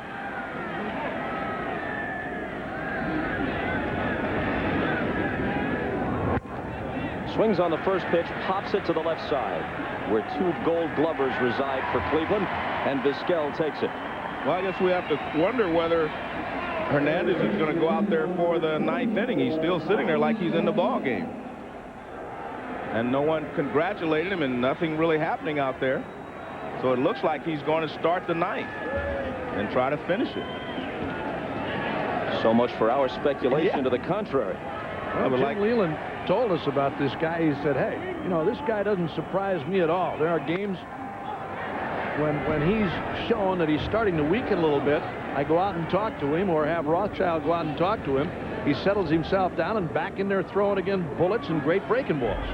Well, with just the slimmest of leads at 2-1 in Game 5 against Atlanta at Pro Player Stadium, he did not go to Nen. He let Hernández finish the game, which he did with a flourish with his 15th strikeout on Fred McGriff. And then Game 6 against Atlanta, he left Kevin Brown out there in a situation where they could tie the ball game. Well, Jose Mesa on here. Similar to Plonk, he's another guy that's gotten rid of that split-fingered fastball. It was a big part of his repertoire a couple of years ago. Basically now fastball slider.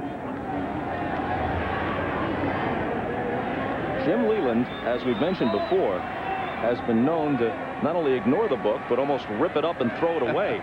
In Game 6 of the 1990 NLCS, when he was managing the Pirates, he started reliever Ted Power against the Reds to try and disrupt their platooning, then pulled him in the 3rd for Zane Smith, an unconventional move. They lost the game 2-1. He didn't pull Power because he was being hammered. He was just trying to turn their lineup around, bringing in the left-hander Smith. He doesn't think it's unconventional, though. He says, I do it gut feeling. I don't read books. I don't go by situations. I do gut stuff. Bonilla's shot is right on the line. It kicks up chalk. He rounds first as Ramirez goes after it, and he chugs into second. Really laboring as he gets there with a double. Well, Jim Leland insists that he's okay. They're asking Bobby Bonilla if he wants to come out of the game. Here it is again. This pitch ripped by Bonilla, and that ball hit right on the line, and now Ken Kaiser with a bit of a delayed call. Bobby Bonilla out of the box. He's limping when he leaves. Around first. He would have had an easy double, but laboring going into second base. a good throw may have him. But he's coming out for a pinch runner finally for the first time. And it will be Alex Arias who'll stay in the game and play third base in the bottom of the ninth.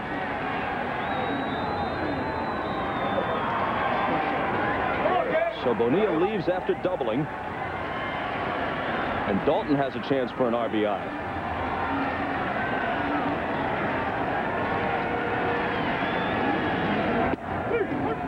Called strike.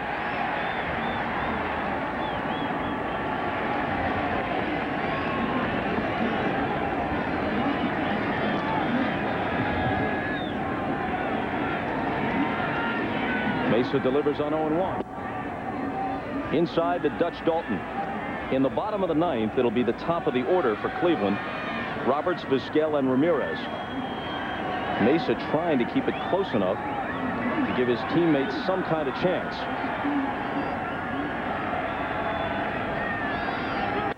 And Daulton with a line drive to right. Ramirez diving. Can't come up with it. But Arias had to hold between second and third because he wasn't sure. So on a single by Daulton, the Marlins have runners at first and third with one out. Great play there by Ramirez. We've seen him playing the outfield very well in this series. Now watch, I mean, he gets a great jump on it. This ball is hooking and diving away from him. Look at that. I mean, he does a lot. He goes for it. He's not able to come up with it, but a good effort there by Ramirez. And he also was able to trap the ball. But Arias is second base. He can't take off right away because he's just not sure. He does the right thing. He goes halfway. And he's only able to move up one base.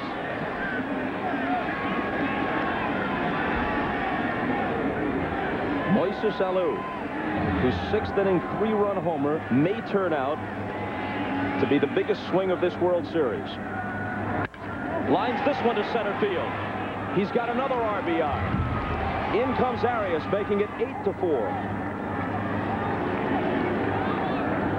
That was a low fastball from Jose Mesa, and Alou just dropped the barrel into that bat on that ball and lines it to center.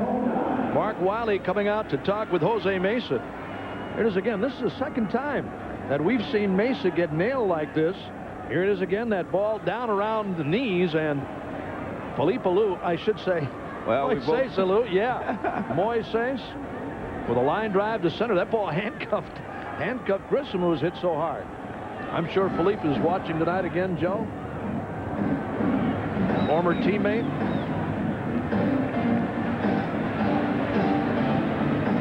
But when Mesa came in the other day, he was hit hard, too. And hey, Uke, I've got a guy. I want to ask you a question. You remember when you were doing Mr. Belvedere? Yeah. You'd have all these extras coming in? Yeah.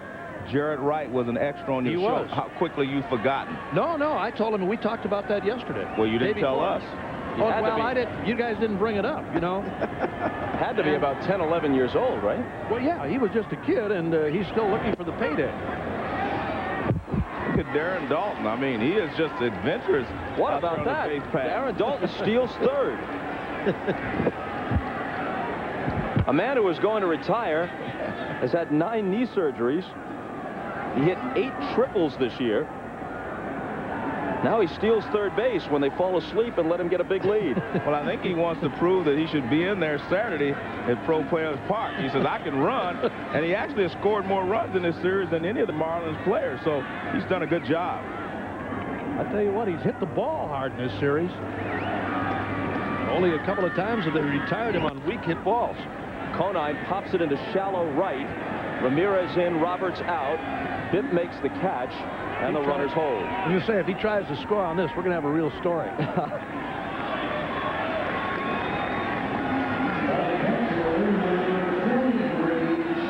No, but getting back to Jared Wright, yeah, he was an extra on the show. Yeah, we talked about that yesterday.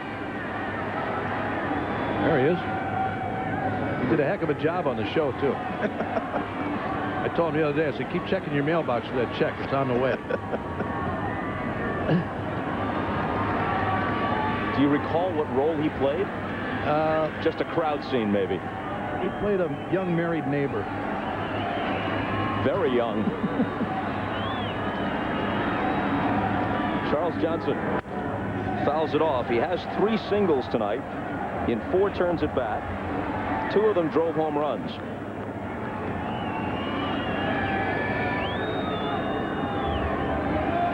Well, the Marlins have 15 base hits in this ball game. They had 16 in the 3rd game of the series here.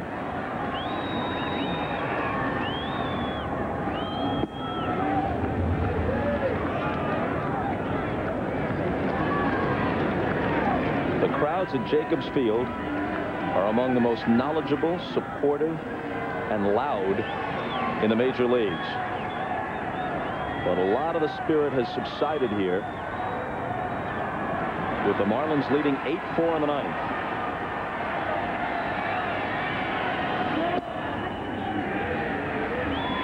One and two.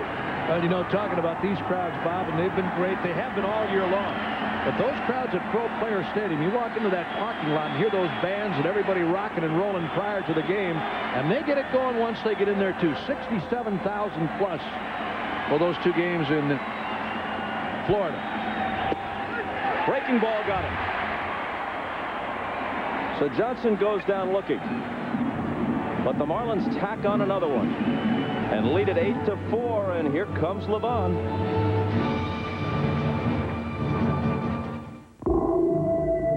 Still shaving with blades.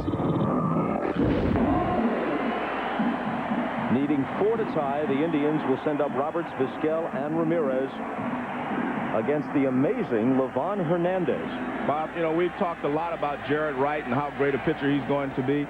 I think you're looking at 2 guys in Jared Wright and Levon Hernández, who one day will be opposing each other in an all-star game, starting against each other, because they both have great futures ahead of them, barring any injuries.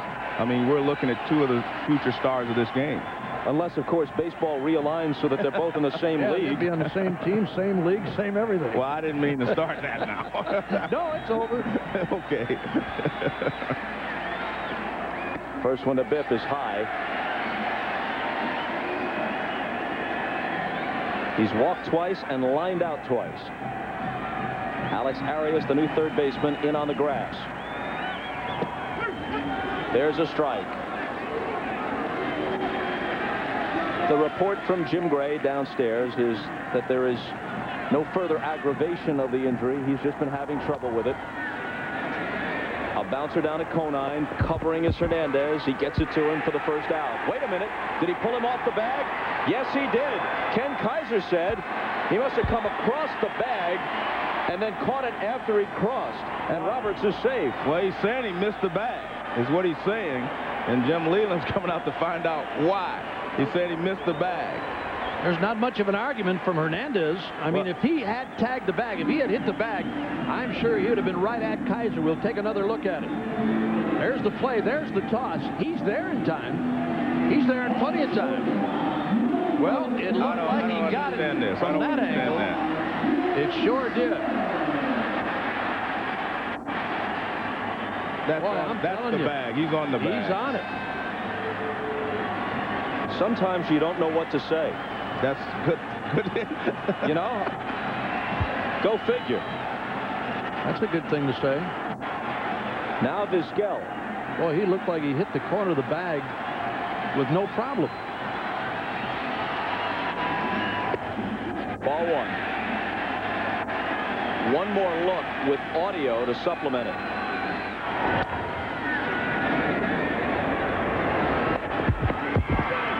You could hear him hit the bag, and then Biff Roberts hitting the bag afterwards. Yeah, those 2 sounds, boom, boom, right after each other, was first Hernández touching the bag, and then Roberts following him.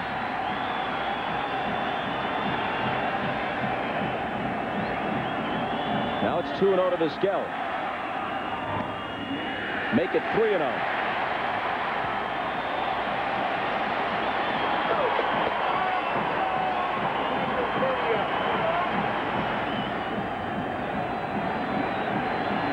The official scoring on the last play, an error charged to Hernández. I don't think Kaiser can get an error, can he? Not officially. First error charged to either team tonight.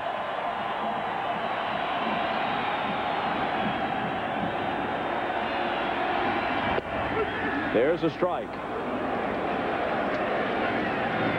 Rob Nen gets up.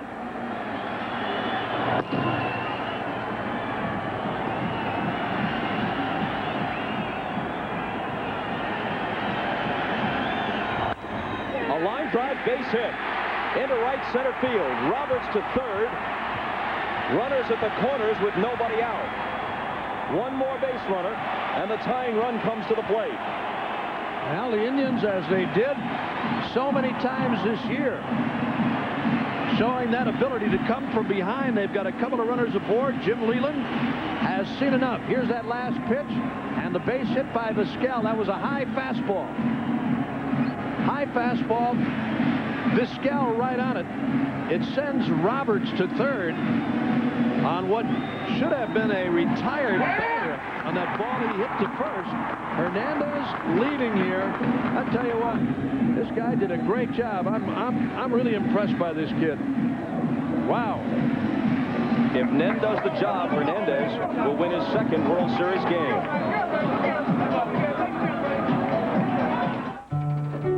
2 tickets.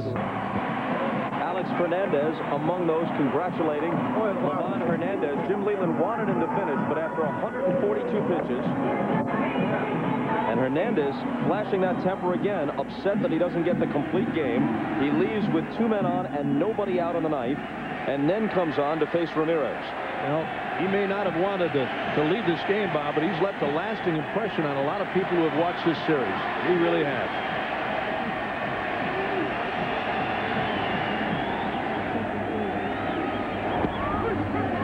Strike to Ramirez. Nen's last outing was in the ninth on Tuesday after the Marlins had scored 7 times to lead 14-7. He squandered more than half of it. It was 14-11 by the time he closed it out.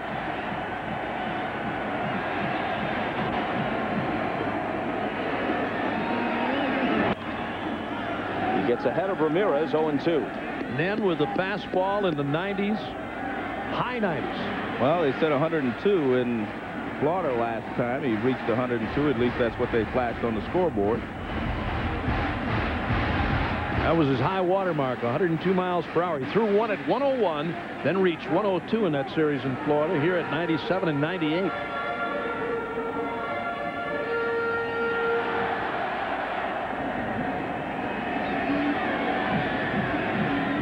Rob Nen, fastball mid to upper 90s. Not much movement. I mean, he's coming right at you. And it's most effective when he throws a curveball and the slider also in there. But you got to be ready for this guy.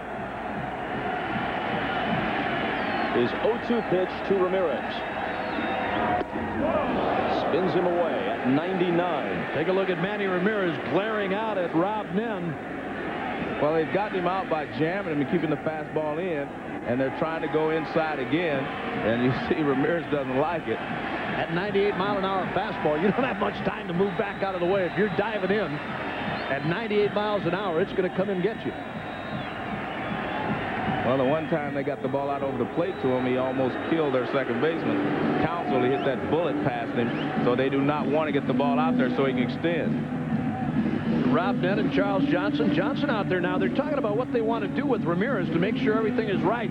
I still think the way this guy throws, I mean, not to change anything. Go outside, go away. You throw an 80, I should say 95, 98, and even over 100 if the gun is right, that radar gun. I mean, what else are you going to do with this guy? You got to go with what got you here. Your best stuff, his best pitch is a fastball. And when it's that fast, even when it's straight as a string, go ahead and try to catch up with it. Oh, yeah, it's not that you can't back a guy off and come with a breaking ball, but your fastball's number 1. And a fastball fouled off.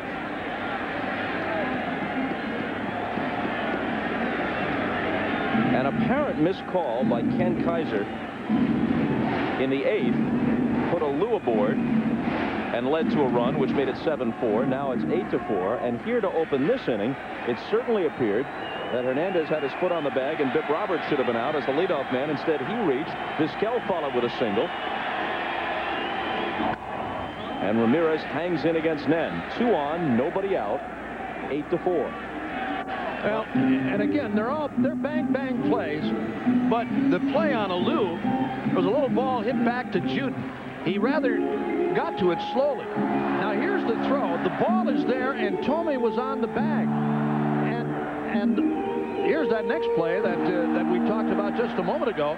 It appears that Hernández was on the bag, but both runners were called safe. Now it's 2-2 to Manny Ramirez. Wait a minute. They asked to check down with Ken Kaiser, and it looks as if Kaiser has punched him out. He barely moved. You know, we don't mean to get on Ken's case, but he barely gave an indication. And the only way you know for sure is that Ramirez turned and walked away. Well, Ramirez obviously went around. It looked like he may have went around. Yeah, that wasn't a bad call. No, but the call by Kaiser, it was so nonchalant, nobody saw it. There's the check swing. Oh, there it is. That looks like he's going in his pocket for change. And he doesn't do that often either. So that's the first out. Wow. We may be in the area of piling on now. I may be in the area of a body slam. The runner goes from first because they ignore him, and Vizquel pulls up at second. Not unimportant because it takes the double play off. Right. And I always think that a guy should take second base in this situation. Takes away the force out, and it takes away the double play. A ball hit deep in the hole, Renteria wouldn't have a play at second base now. He'd have to go all the way across the first, so good move there.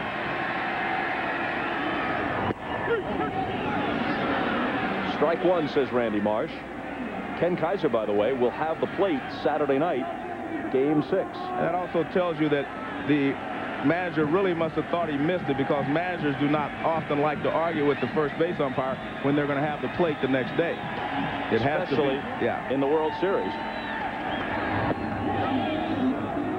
1-2 now the count on David Justice, who's hitless in 4 trips.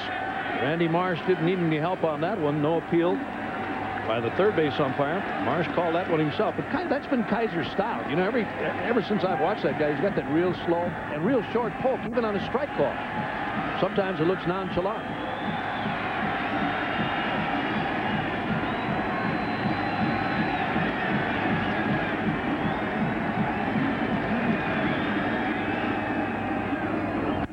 One-two pitch spoiled as Justice gets a piece of it.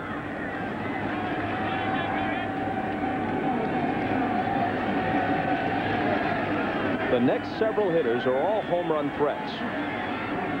But somebody's got to reach for the tying run to come to the plate.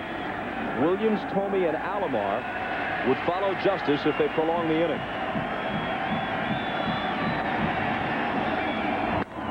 Through the box, base hit. It'll score 2 and make it 8-6. And more importantly, Matt Williams, who had 32 home runs during the season and hit one here last night, comes to the plate as the tying run. Well, it's a fastball down and out over the plate, and Justice just rips it right back through the middle. Right out over the plate there, and here's Justice. Look how well balanced he is. He just has great balance as a hitter, and he just hits this ball back through the middle, and that plates 2 runs.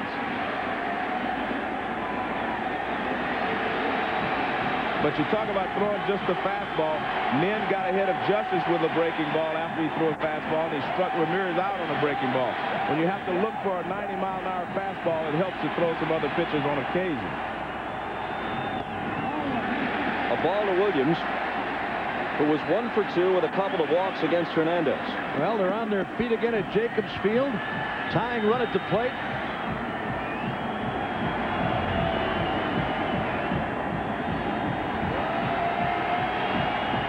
Williams asked for time.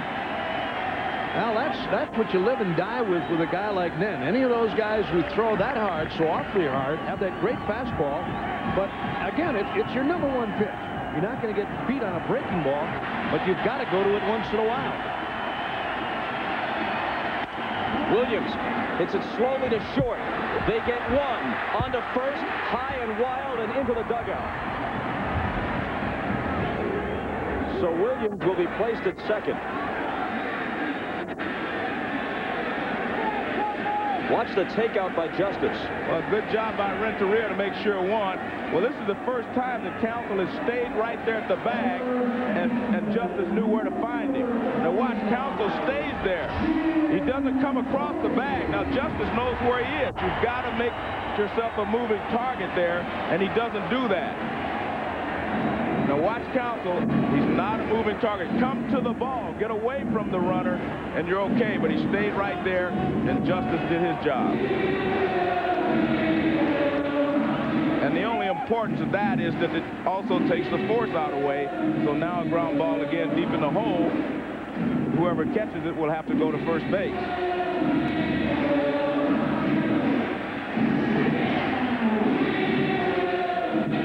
Thome, who has hit 2 home runs in this series, comes to the plate with 2 out as the tying run of the 9th.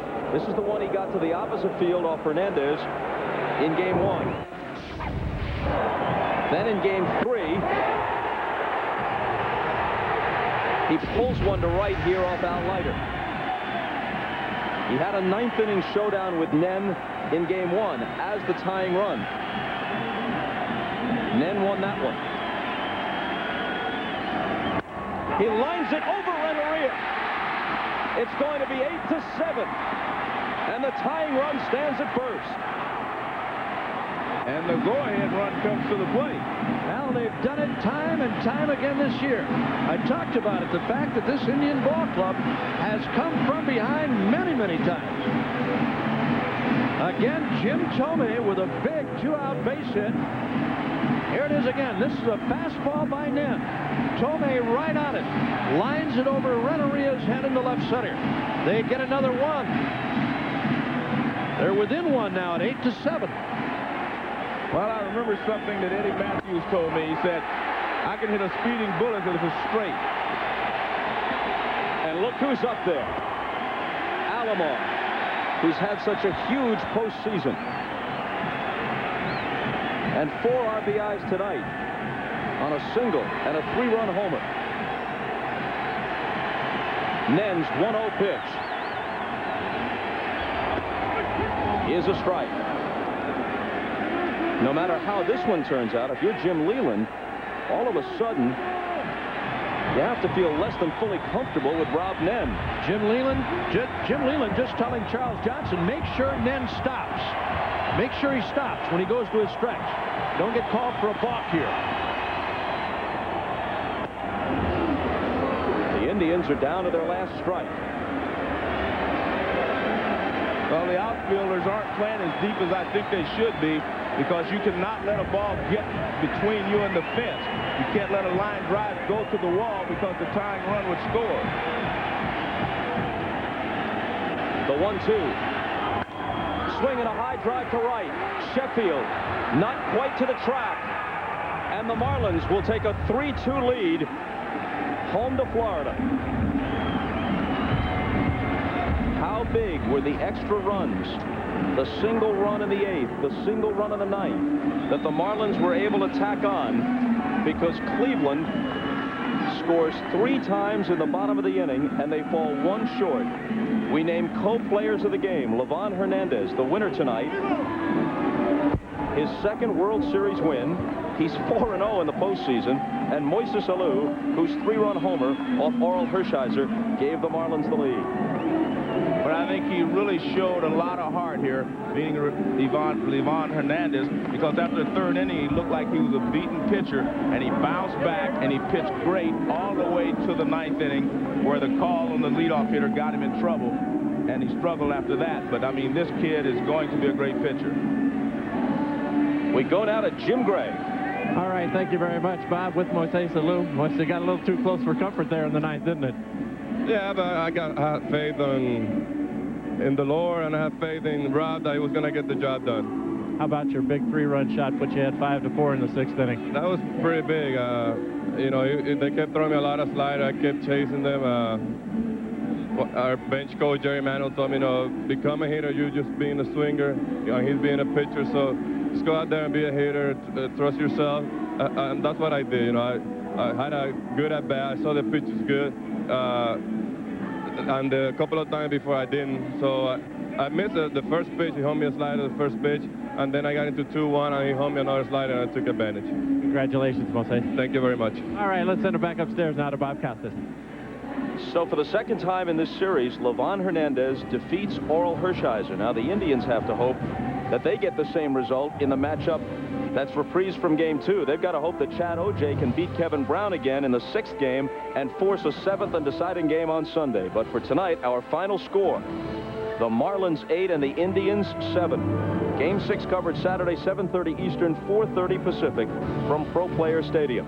Tonight, after your late local news, The Tonight Show with Jay Leno, Good Show, Robin Williams, Tom Petty and the Heartbreakers, and beach volleyball stars Karch Karai and Kent Steffes. For those of you who want to continue with baseball coverage, you can join Keith Olbermann and Hannah Storm for the World Series postgame show, available immediately following this telecast on CNBC. For Joe Morgan, Bob Uecker, Jim Gray, Hannah Storm, and Keith Olbermann, Elliot Cowell, Jeff Sleed, and Tom McDermott in the booth, and everybody in the truck, I'm Bob Costas. Good night from Cleveland. The NFL and the Super Bowl. It seems so simple at times like this. Thursday night in the Arapahoe Youth League. The Eagles against the Titans.